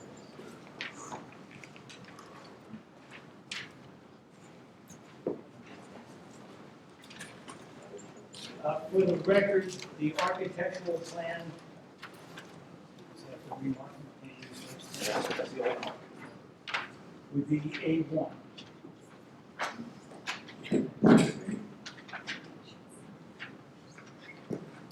Can you please have it marked on the court reporter, please? so A1 will be the submitted drawings, the architectural drawings, number sheets A1 through A4. Are you marking every sheet as an exhibit of the architectural plan? That's one exhibit, which is the previously submitted architectural plan. Can you please, oh, you have a yellow sticker, okay, great, thank you. And A2? And A2 is a exhibit prepared for the hearing, which consists of 2 photographs and a color perspective rendering. Briefly, would you describe the architectural plan of the facility? Sure. So currently, the 2.5-story building currently has a lower level, which is, you can consider it like a day-lit basement. So a piece of it is above grade, and you've got some window wells to let some light into the basement, but it's effectively a basement area. The main function of what's being used today is on the main level, or the second level from the rear entrance. That's the area that the Affordable Housing Alliance primarily uses today. And then the half story is really the second floor above towards Washington Street. And that's basically a small area that originally was some bedrooms and now functions as some office space. The addition is to the rear, and all of the functions and all of the entrances, the functional entrance will really be to the rear of this, which is closest to the parking lot. So you drive into the campus and you have an entrance to the rear. All people come in on the second level. So you're either going to take up, you're either going to go up the ramp or stairs to the second level, and that's your entrance area. Everybody comes in at that level. That's where you have a staff intake area. So, and immediately off of the handicap ramp, that's the access to the external storage area that has been spoken of before. We've got some of that outside, and then you come into the entrance, there's a waiting room, there's a meeting area, there's a basically a bathroom and things like that, so that people coming in, if they've got immediate needs, they can address them without going further into the facility. Once they're cleared and they can go into the facility, and on that floor, you've got basically on that floor, you've got the current operation that Affordable Housing Alliance does now. That's the intake and rapid reentry team, and there's basically a non-sleeping area. It's a social area in the kitchen. It's a warming kitchen. They're not preparing food on site. Food gets brought in, gets warmed, gets served. Now, the beds are all located in the basement. Beds are all located in the basement. So during sleeping hours, everybody goes downstairs, and the addition basically gives you an elevator for accessibility. It gives you the controlled entrance. It gives you your wet core with more bathrooms, showers, laundry, those kinds of things that are necessary in a facility like this. So on the ground floor, you've got basically that in what is now the day-lit basement of the existing building. That's what's set up for the 17 beds. There's an area in that room for staff monitoring. So there's awake staff in that room at all times. So you've got 17 beds. They're separated by some half walls and some kind of privacy curtains, but it's basically one big room. There's an area closest to the staff monitoring that is designated for women, and the rest being for men. But that's the way the building functions. I have no further questions of this witness. Board members, any questions? Mr. Could we see that? We don't have that. Yeah, I don't have that last one here that you just showed me too. Should have been part of the. It's not. It's not. The architectural. No, We have, we have. That, We have the site. I have them, I only have 3, I gave them out at the last meeting. I gave them out at the last meeting. So you know that big one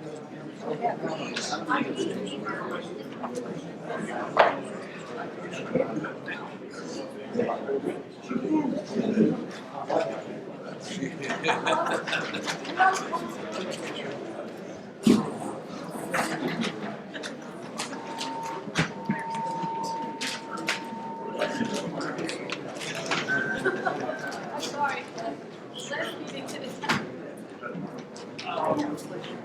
So, Mr. York, could you, briefly, folks, for the benefit of the board members that are now seeing the architecturals, can we just briefly go through a quick synopsis of your testimony? We're quiet, please. The copy of Stephen is right there, Mr. Gazarovski. so for the benefit of the board members that have not seen the architecturals that were submitted with the original application, that basically the ground floor, you can see that on sheet A1, that is the sleeping area. You can see it indicates the area that has all of the 17 beds. And there are exits from that area. There's no direct entrance to that area where people can kind of come right into the sleeping area. All the entrance has to come through the controlled entrance, which is on the main level. Functionally, it's the second floor of the building. That's through the addition. Any other questions? Board members, any questions? Do you have any designated how many females or how many males are going to be there? Like, is it going to be split half and half?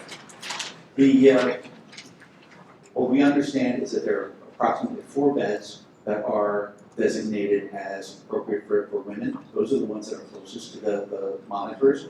They're not separated by any physical special room or walls or anything like that. And they're not reserved for women. It really depends on the drug operation. So it's going to be like commingled, like men and women together down in the basement? Correct. So handicap egress, you have that out of here? We have handicap egress out of there, and the I don't see it. and the elevator is also a component of the handicap egress. Yeah. And it is served by an emergency generator.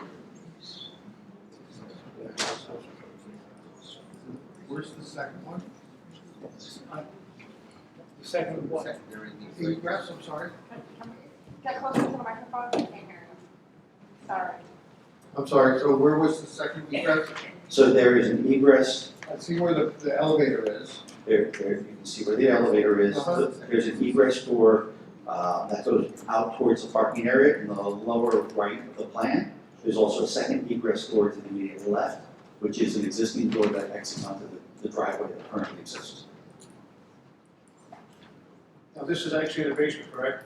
That's actually in the basement, yes. Mr. York said that this, just for the record, it's just actually sprinkled then, correct? Currently, the building is not sprinkled. No, I A see. sprinkler system will be provided throughout the entire building.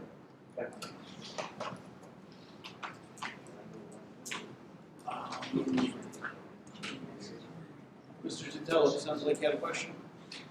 Yes, so in the addition, let me just get my notes here a moment. The overall addition is going to be with the existing building, 8,608 square feet, correct? The overall building will, With the addition will be. with the addition, will be 8,608 square feet, correct? And you said that there's approximately 1,738 square feet of the 949 square feet. So we have approximately 800 square feet that is not building habitable. The addition is 949 square feet. The footprint of the addition is 949 square feet. The addition is 2 stories tall, so the total square footage of Okay, the that's addition where I is 1,738 I square feet. missed what you said on the addition. Okay, with that being stated, so then we're talking about 8,608 square feet for the entire building to be occupied by AHA or the facilities there. Correct. And and we know we're gonna hear testimony about it being sprinkled at this time. So with this building being added to and everything else, and there were several people who testified about the parking area. I know you're not the parking lot, but we are not building in the parking lot, from what I understand. No, we're building in the grass area and walkway area that is outside the currently paved site. That's what I want to clarify. We're not taking away parking to build the building.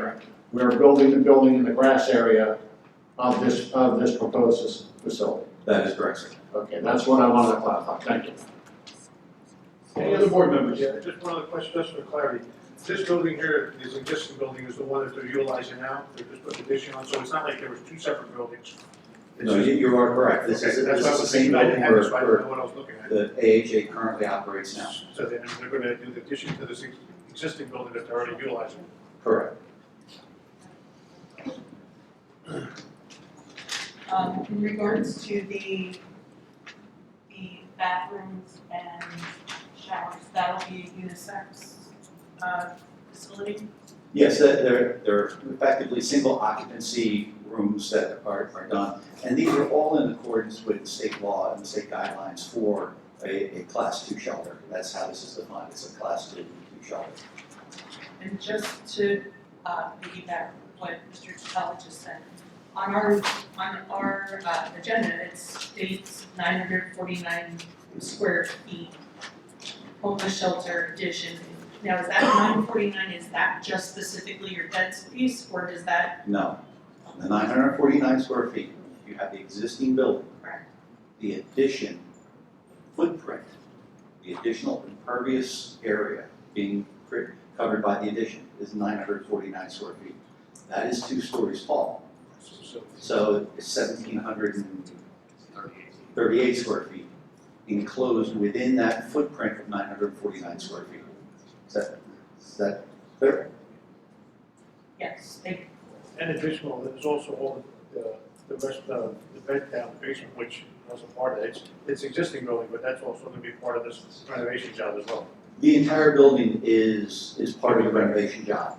None of the sleeping area is in the addition. The sleeping area is all in the existing. Existing, right? Any other board members?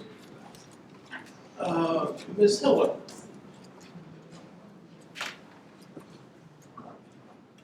Yes, I do have a couple of questions with regards to the security system. Are there going to be security cameras? And can you give a little bit more of a description on how the doors will be operational? Because there are several doors, but you're saying that will only be able to enter one location.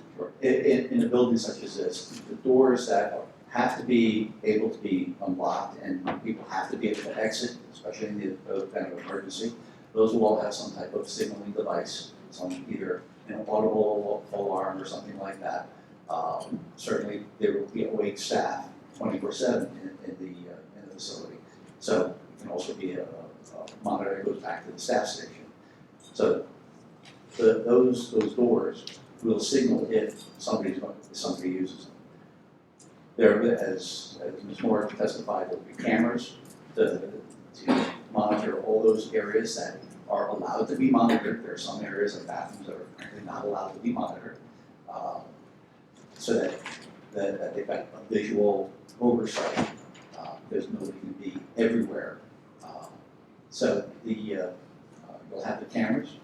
The front door will have locks so that when it's in operation, staff can let people in. They can be in that entrance vestibule area for their check, for their, to make sure that they go through the checks that Ms. Moore talked about. That they can go back and store anything that they need to store in the outside compartments, and then come back inside and then go further into the facility. Okay, and you gave testimony that there will be cameras that will be there will there be cameras on the exterior of the building as well as the interior? Typically, there will be some cameras that monitor the main access points around the exterior building. And what about security lighting on the building itself? Will there be lighting? And the civil engineer will also talk about lighting.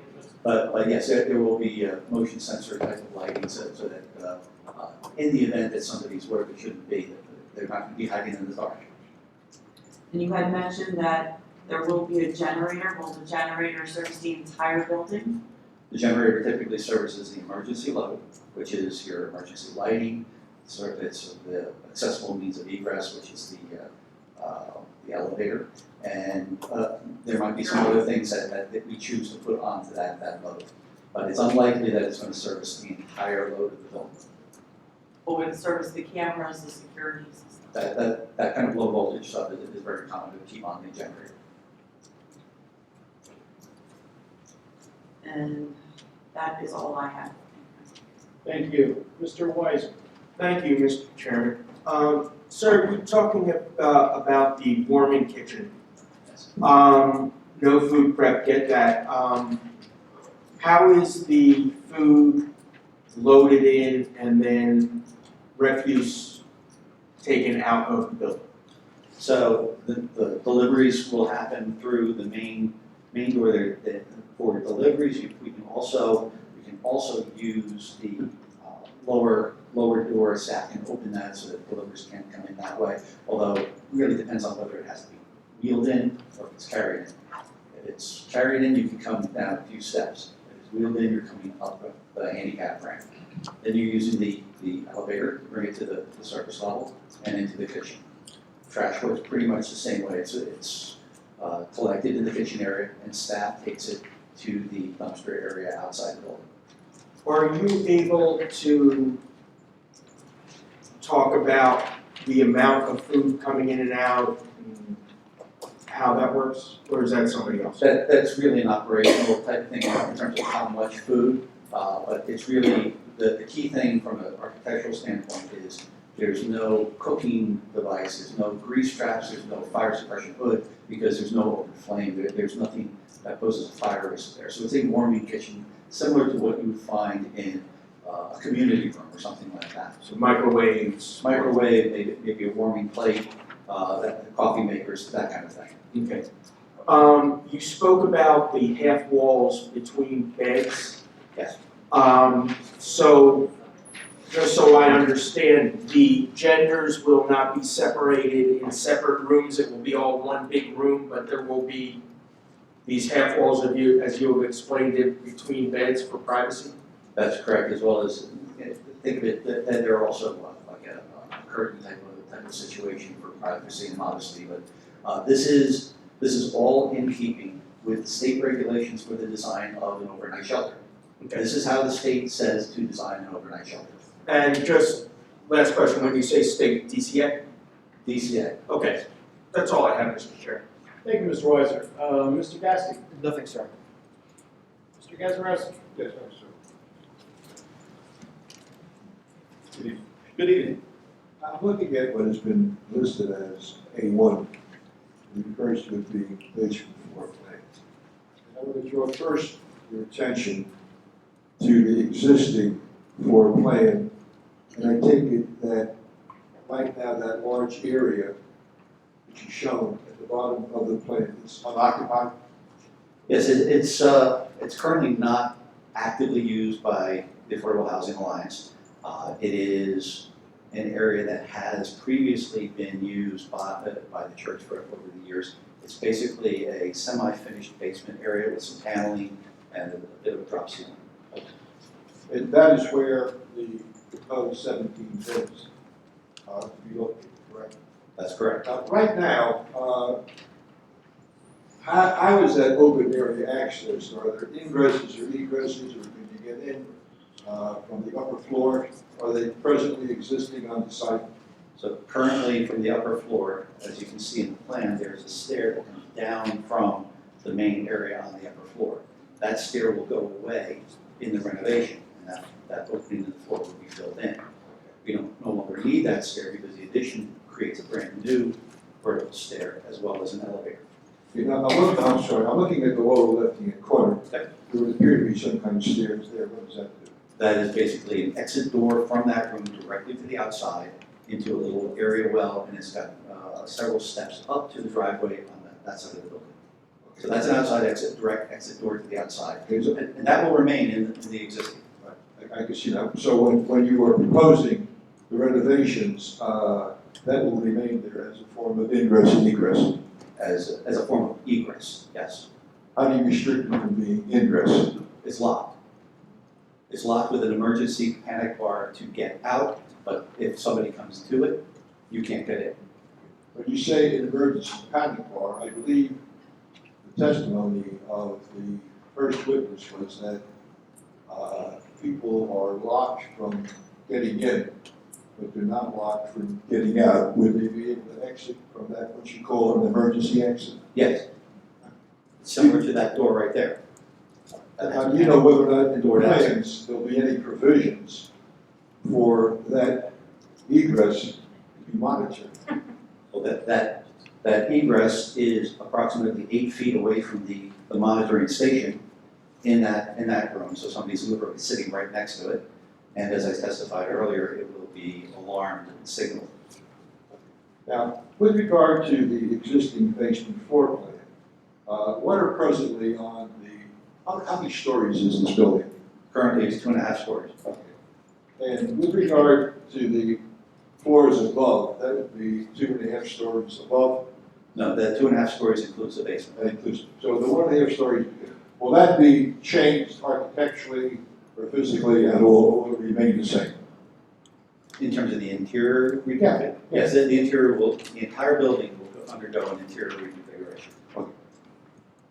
When you say the entire building, I know you're referring to changes in the basement, but on that first floor, the interior is going to be changed as well?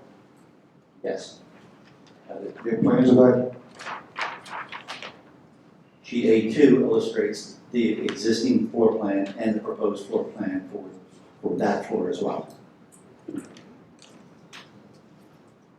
Is there a half story or second story? You asked. That's shown on page 3. Okay. You can see that is just a very small area to the front towards Washington Street. That's remaining largely the same, however, it will be renovated with new finishes, doors, hardware, and things like that. That will all be utilized and occupied by the applicant that's before the board this evening. Yes. Now, the testimony was, I believe, that in the evening hours, there would be 2 staff members there monitoring the situation, correct? That's my understanding. Where are those 2 monitoring stations located? There is one in the sleeping area itself, and I don't know exactly where the other staff person is going to be. They could be both in that area. It would not be uncommon if all residents and all activity were in that sleeping area. They could both be there, but certainly at least one will be in that room at all times. Well, do you know that whether or not those 2 who are there, will they be monitoring by walking throughout the area of the basement in the existing building as well as in the addition? Or do you don't know the answer? I don't know the specifics of what the job entails. Now, with regard to this monitoring station, it's acknowledged, I guess, that on this proposed basement floor plan, there will be an egress out of that basement area out to the outside of the building, correct? Correct. How is that going to be monitored if, in fact, the individual is not there? If the staff is not there, the staff is required to be there. Yeah, but I'm assuming that as a part of their monitoring, they'd be walking throughout the area to see if someone is smoking or someone is drinking or the like. They're not going to remain stationary in that one facility or place the entire evening hours, are they? Or if you don't know, just tell me. I honestly don't know what they'll, but during the sleeping time. Mr. Gazarovski, I think that's really an operational question. I mean, I don't want. I'm sorry? I think that's more of an operational question in terms of where people are going to be walking and looking. this is the architect in terms of how it was designed, how it's There laid out. was no operational testimony in regard to that by the applicant. There's no reference to the architectural plans, no reference to sleeping areas and or the like, nothing.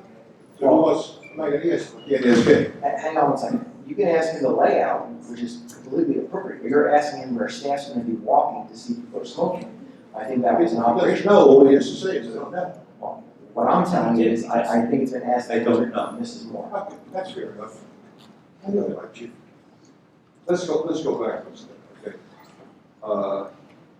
We know that in that lower left-hand area, that is an area of egress, correct? That is correct. Now, are there any other ingresses and or egresses located in this proposed basement floor? Yes, there is an egress immediately to the south. It goes through the other door into the addition. So you have to flow from the sleeping area through the addition, and there's a direct egress out. There's also the elevator, so if somebody's handicapped and they can't, because both of those ground floor egresses require the navigation of 4 or 5 steps. If you're handicapped, you use the elevator as your point of egress. You travel up, you egress out, and come down the ramp. Where is the ingress? The ingress for this area, for people are on the floor above. They either come down the elevator or they come down the stairs.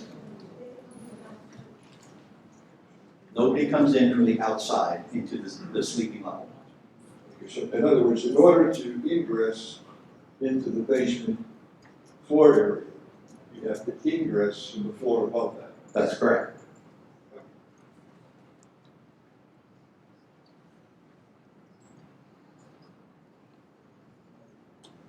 Now, is a person who is in the proposed basement area during the evening hours, is he able to go up to the first floor and egress from there? Objection, it's beyond the scope of the architect.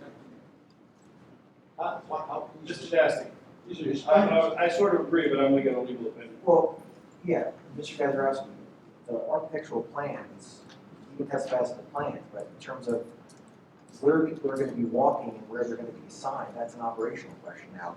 Certainly, I think if you can get to the basement and be able to get out, I think that's a pretty simple answer, but in terms of how people are gonna be meandering around the These plans are not brought forward by the person who gave testimony in this operations. But you're asking where people are gonna be walking.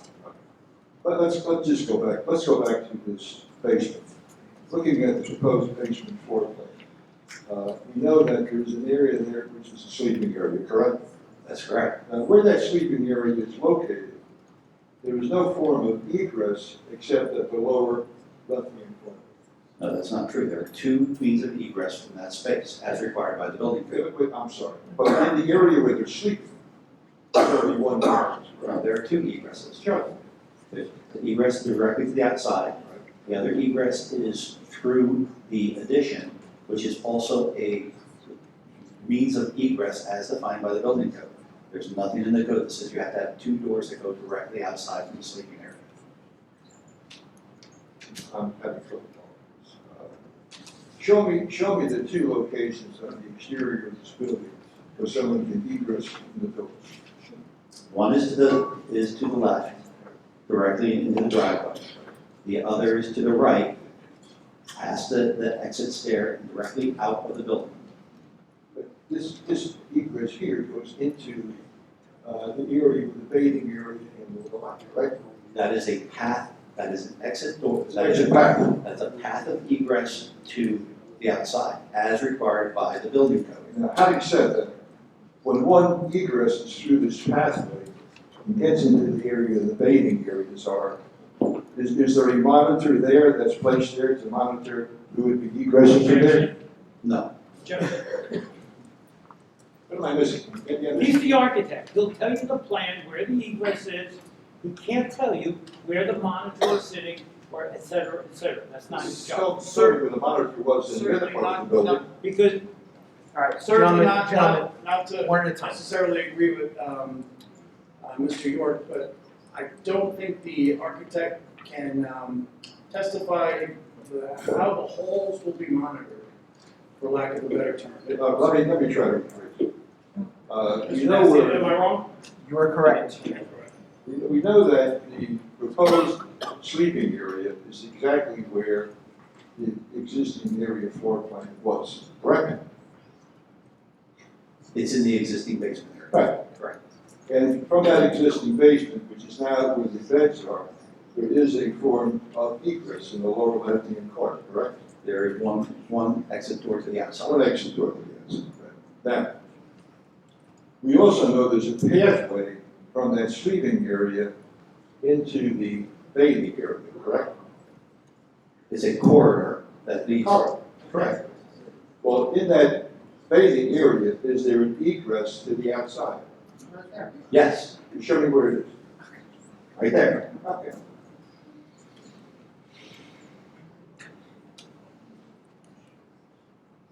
Now, you showed me earlier in the proposed basement plan, you architecturally placed in there a monitor, did you not? There's an indication of a desk for staff. But there's not one where the bathing area is. No, there is not. Okay. Now, listening to what you're telling me, that if one were to egress into this building, one would have to ingress from the first floor of the existing building. Is that how they did it?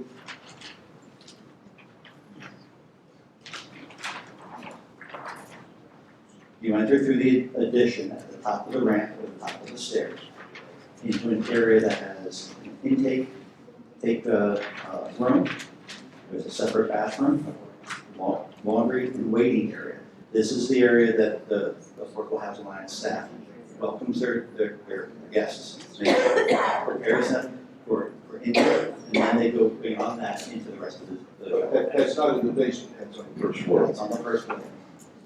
Okay, now there's questions raised with regard to how the doors for egress are not locked, and that if a resident wanted to egress from the building, he could do so, presumably by telling somebody he wants to leave, correct?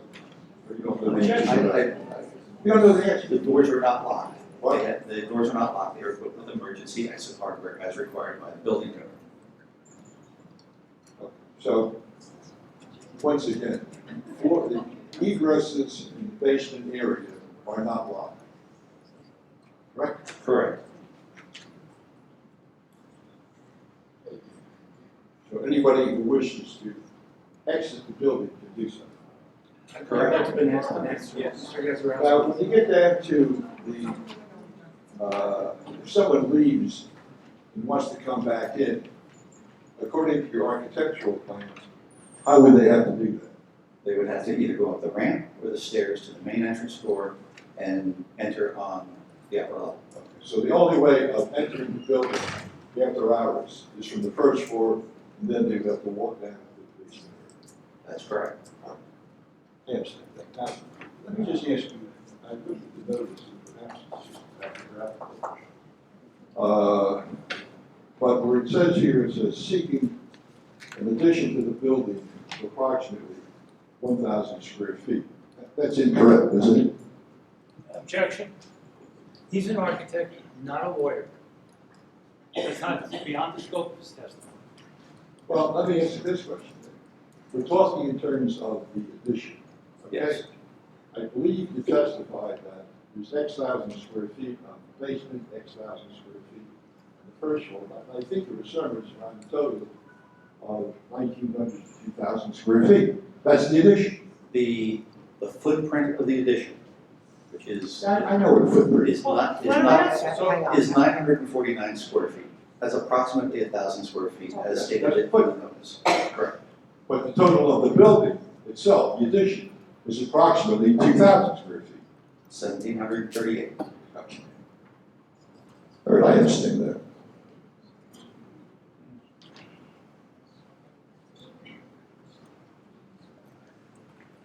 Answer this question if you know the answer. If you don't know the answer, you don't know. My understanding is that in those evening hours, there are two people who are present at as monitors, so to say, correct? If you don't know the time. My understanding is that there are two people awake at all times. But so to properly then monitor these doors as far as people ingressing and egressing, one would have to be in that basement area and one would have to be on the first floor. I don't know how they will do that. Are there internal cameras in this monitoring area where that person who is sitting there can monitor all that's going on? Objection, it's throughout been the asked building? and answered. Why didn't you get to that? Because it's been asked and answered. I already testified that there'd be internal cameras. So there would be internal. Yes. Thank you. I apologize. Sure. I have a board member that has an additional question. So do I. Okay. Nothing to do with egresses and ingresses. Okay. Why 17 beds? That number has been, like, why specifically 17 beds? Why not 15 beds? And any, I don't know if that's part of your expertise. What I can tell you is that the state regulations require a certain allocation of square footage per occupant in the sleeping area. And because we've chosen to use that existing basement area without expanding it for sleeping purposes, it's math. Okay, so because the allotted space that you have, you could use per person and The building that you that area is a basically certain square maxed out footage. your capacity at that point. Correct, it's a certain square footage, you divide it by the required minimum square feet per occupant, and we have 17. Understood, thank you. Mr. Lucan, are you still seeking a design waiver for refuge storage? Mr. Murphy will be with it. I didn't know who they asked, thank you.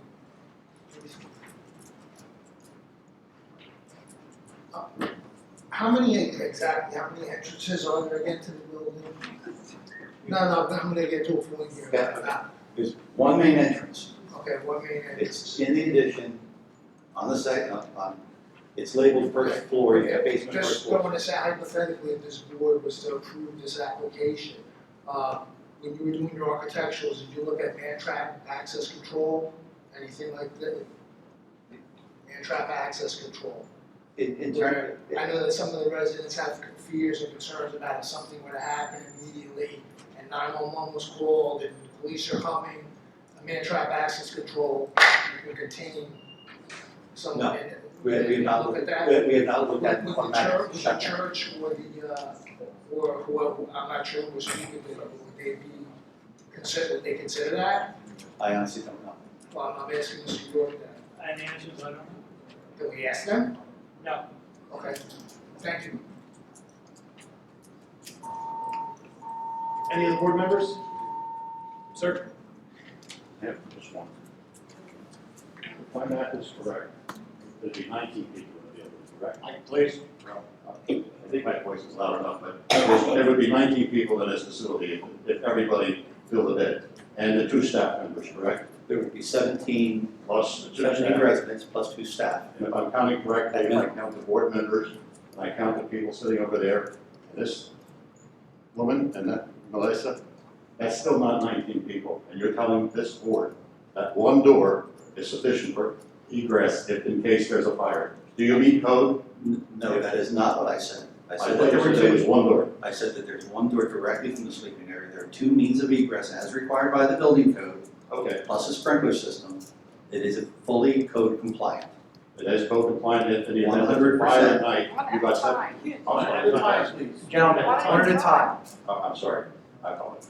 I do that in court all the time. Anyway, given all these people here, square footage, what would you say 900 square foot would be, you're an architect in this area?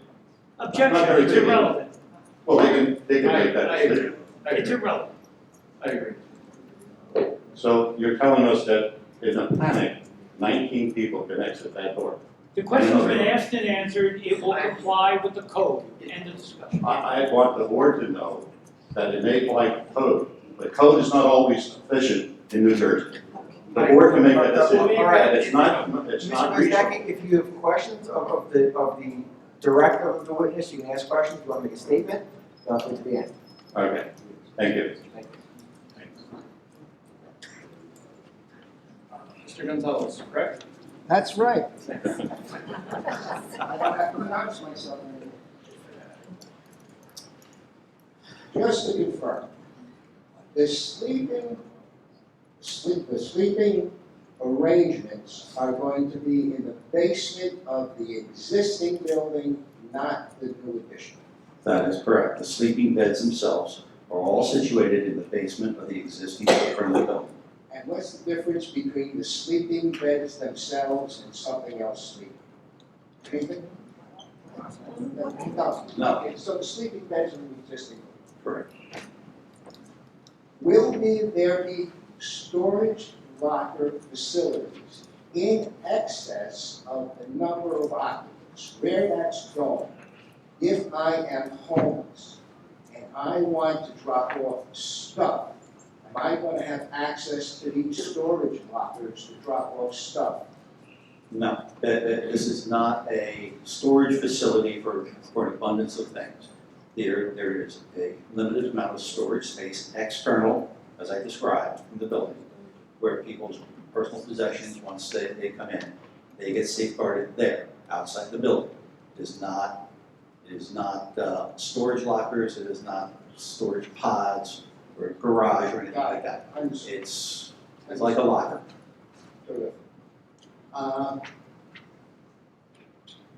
Currently, I believe that basement is used for AA meetings 7 days a week. That's outside of my So those meetings would find another home. Objection, he's the Okay, architect, he has no idea. No idea, okay. Are you familiar with a uniform fire code that says that you cannot be an occupant in an unsprinkled building for more than 30 days? What I'm familiar with is the fire code and the building code that requires this facility to be sprinkled, and it will be. Okay, so any dormitory facility would have to be sprinkled. And it is. Thank you very much. Any other members of the public with a question? Joanne Pacheco. So I'm trying to get a visual since the public did not see these plans. So the existing parish house, grassy space, a church, and then the driveway to Christ Church. Is that accurate? Okay, existing parish house, basement for the sleeping. The new addition is going to go east of it's going to the south. It's primarily to the south, southeast. It's going to the south. So, in my familiarity with that site, you drive in through the driveway through the other thing, you come around, and then there's the driveway, then you go out past the church. So this is in the back, aren't you moving, it's moving onto that grassy area on the other side of the drive? It's staying on the parish house side of the drive, And there's enough grass there and for that? there is Okay. enough grass there. What is actually going to be in that new building? In the addition will be a new exit stair, will be the new elevator, will be the new entrance, and it'll be mostly bathrooms And that's on the first floor, and what? That's actually on both floors. It's on both floors, Correct. so those things are gonna take up both floors of that Correct. building? Okay, that's what I wanted to know, thank you. Thank you. Any other members of the public? Seeing none. Blacko. Can I ask a follow-up question? Sure. As long as it's not about egress and egress. Pardon? Well, I just want to. You can't hear. It's on. Is it on now? Yes, sir. And there was this issue of anybody coming in to stay in the facility for the evening, it's 17 sleeping spaces. When they came in, they would be searched or whatever, they gave her any foreign substances. I was here for that. Now, my understanding would be, and I didn't, maybe I didn't listen carefully, but people who would be coming in, as you designed this, to utilize the first floor of the main building for various projects, Do you recall or do you know whether or not they would also be searched in addition to the 17? Objection. Beyond the scope of the order. Okay, we'll probably call the operations first. Thank you. All right. Ms. Buer. Traffic expert. Scott.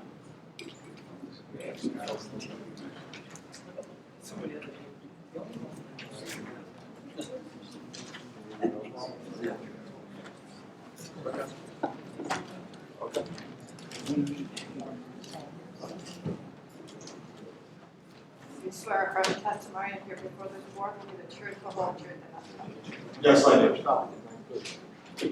9:45. I made an announcement when we came back from break. Scott, would you give the qualifications to the board? That's not necessary. Mr. Kennel is a frequent. Yeah, but I need it. Okay, please. Please proceed. Yes. Scott Kennel with McDonough and Ray Associates, located at 1431 Lakewood Road, Manasquan. I have 35 years of transportation and traffic planning. I have testified in over 2,000 site plan applications, including many before this board, as well as the Toms River Planning Board. And I've been in over 100 municipalities, and I've been qualified by the New Jersey Superior Court as a traffic expert on 4 land use matters. Welcome, sir. Thank you. Scott, did you have an opportunity to review the site and the traffic surrounding the site as well as the park? Yes, I did, and our methodology and findings are summarized in the report dated October 9, 2024. And basically, the traffic study states the existing conditions relative to where the site's located, the fact that it's located on Washington Street, which is a Ocean County minor arterial roadway, providing 1 lane in each direction with a posted speed limit of 35 miles per hour. We also collected traffic data for over 7 days on an hourly and daily basis along the site frontage in October of 2024. And as far as the traffic generation from this site was based on the statement of operations provided to my office, based on the testimony you had heard earlier, where there would be as many as 17 guests or occupants with 3 employees from 5 to 11 and 2 employees from 11 to 7 a.m. And basically what we determined or what we provided in our study was traffic projections, which even though it states for the peak hour, it's expected that the 30 trips in the morning as well as the 30 trips in the afternoon would occur over a 2-hour period. It wouldn't be specifically during the 1 60-minute period. It's important to note that based on the operations, that the guests and employees arriving at the site after 5 o'clock is generally after the peak traffic conditions on Washington Street, which are usually 4 to 5. And primarily that's oriented towards commuter traffic patterns as well as traffic generated by the county offices to the west of this site. And as far as the morning activity of peak traffic is generally after 8 a.m. As I mentioned, the shelter would close at 7 a.m. in the morning. So any traffic generated by this facility would generally be outside the peak traffic conditions. And then there was questions or comments on parking. I know we're asking for a parking relief, a parking variance, but the parking generated by the shelter would occur during times that are not coincidental with the peak parking demands of Christ Church, which are generally on Sundays. And again, as we mentioned, there would be some of the guests that would be driven by van or drive themselves. It's expected based on their experience at the Monmouth facility that there would be a demand or a number of 10 vehicles parked associated with this shelter. But again, that occurs during the off-peak hours associated with the peak parking demand at the Christ Church facility. So based on all that, it's my opinion that the traffic generated by the shelter is minimal, will have a de minimis impact on traffic conditions on Washington Street, and that the parking generated by the homeless shelter can be more than accommodated based on the 112, 113 parking spaces provided at Christ Church. I have no further questions. Thank you. Board members? I have a quick question. Mr. Luke. You're asking on our sheet here, okay, you're gonna provide 112 parking spaces or 115? By my 112, I'll defer to Brian Murphy's plan. All right. But regardless, there are over 100 parking spaces, and my testimony is we have more than adequate parking. Yeah, okay. Mr. Murphy then will testify there's a discrepancy between the number on this sheet and the number in the engineering report. I just wanted to know what you're seeking. Any other board members? I got one real quick. You said you did the traffic calculations in October of 2024? We had conducted traffic counts along Washington Street in October. 2024. Correct. Is there a major difference if you were to do that towards, because this is going to be open 12 months out of the year, would you think that the traffic study is adequate to what it would be towards, like, say, July or August in the summer months downtown? As far as this area of Washington Street and the peak hours, yes, they're generally consistent. There may be a deviation of approximately 5%. That's why I just wanted to put it on record. Any other board members? Mr. Weiser? I have nothing, Mr. Chairman. Ms. Hillo? Yes, I do have a couple of questions with regards to parking and the circulation of the site. Can you confirm if the township's fire department has reviewed the site layout and if it's been approved at this time? I'm not aware of any review by the fire department, but based on my review of the plans, the circulation patterns don't change. It's consistent with what's out there today.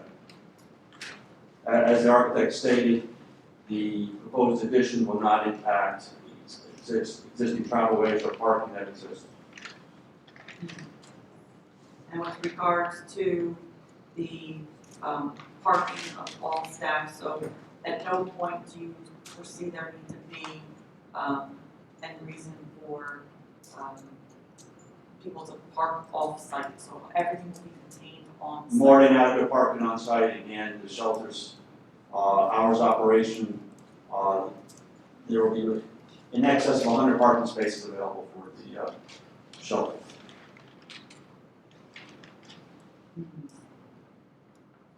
And then as far as we provide testimony on the two-way access, it does look like it narrows to 12 feet in certain areas.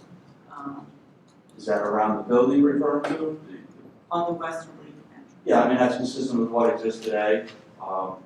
And the amount of traffic that's being generated by the shelter is a very low volume, low speeds. I don't see any safety issues with the minor increase in traffic.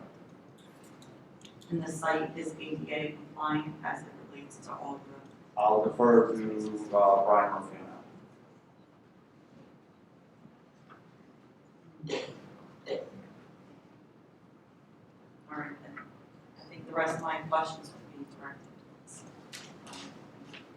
Thank you. Mr. Dasty? Nothing, sir. Mr. Zarowski? Just for clarification, in this notice, it says the church will also seek a variance for parking in that 183 spaces are required. The church proposes 115 spaces. So when you're referring to 115 spaces, that deals with the entire site, is that correct? That's correct. So that would be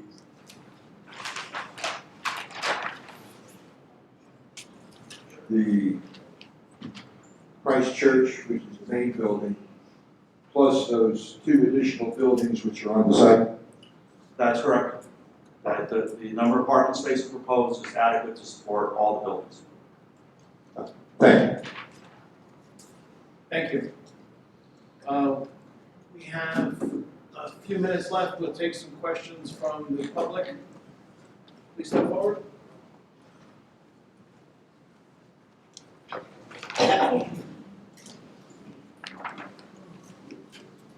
Mary, you want to?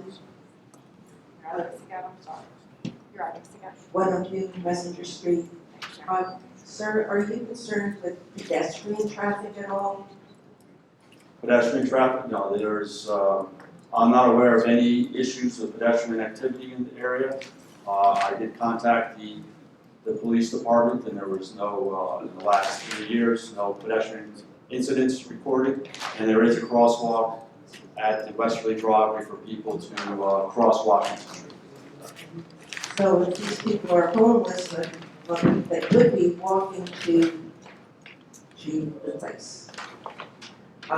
Also, it is New Jersey law, so I guess you can't cover it that much, but there is a crosswalk. New Jersey law is vehicles must stop at that crosswalk if somebody is attempting to cross the street.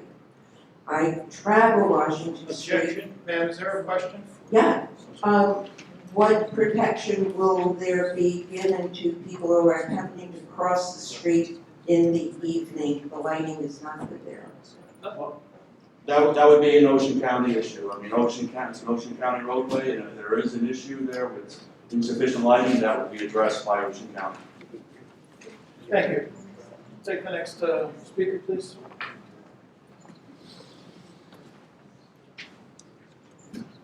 Good evening. Leon Downs, 15 Magnolia Lane. I'm sorry, what's your name?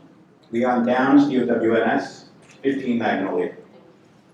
That's a couple questions. What equipment was used to do your study? Was it a JMR box? Was it tubes in the roadway? It was utilized by tubes. We subbed that out to a traffic counting firm called Tri-State, and they performed the data collection.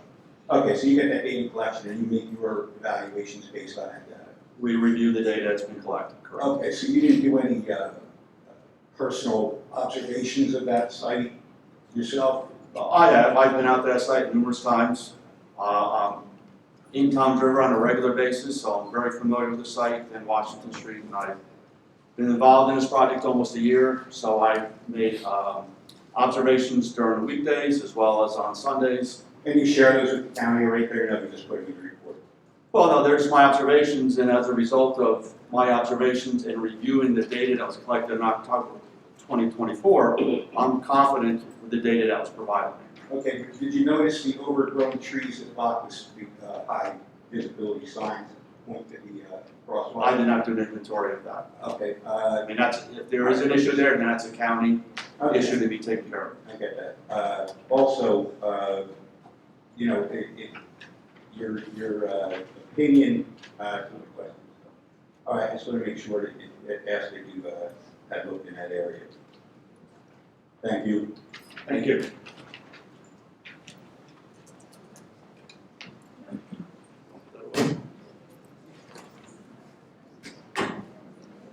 John Gonzalez.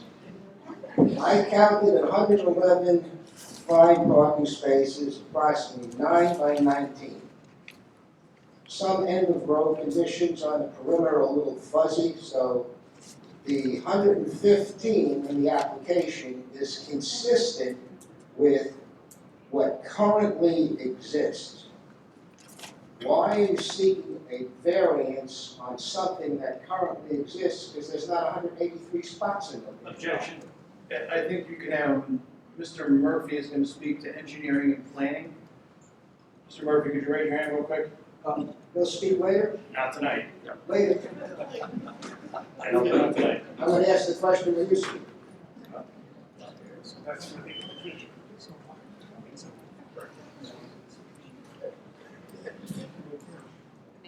George McAuliffe, McAuliffe,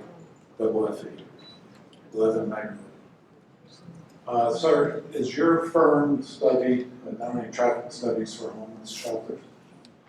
For homeless shelters? Yes. No, this is the first traffic study I've done for this type of shelter. And correct me if I'm wrong, but your conclusion was based on 17 homeless people coming to the site each night. That's correct. Do you have any sense of the overflow traffic? Overflow from what? Well, did you take into consideration the fact that there could well be 40 people a night? or 50 people in that, Objection. because we have a screening process at the front door. No. So, Mr. Dasty, correct me if I'm wrong, I don't think we're able to operate on the assumption that if the shelter was to be opened, that there's gonna be some kind of influx of traffic, of people, 40, 50 cars waiting to get in the driveway. Am I correct in the assumption? You're correct. I think Mr. Kennels can clarify that he based his opinion on 17 beds. If you answer the question. That's correct. There's no walk-ups, no walk-ins. Everybody is programmed or scheduled to occupy a particular bed on a particular night. Can I ask you a question, Mr. Chairman?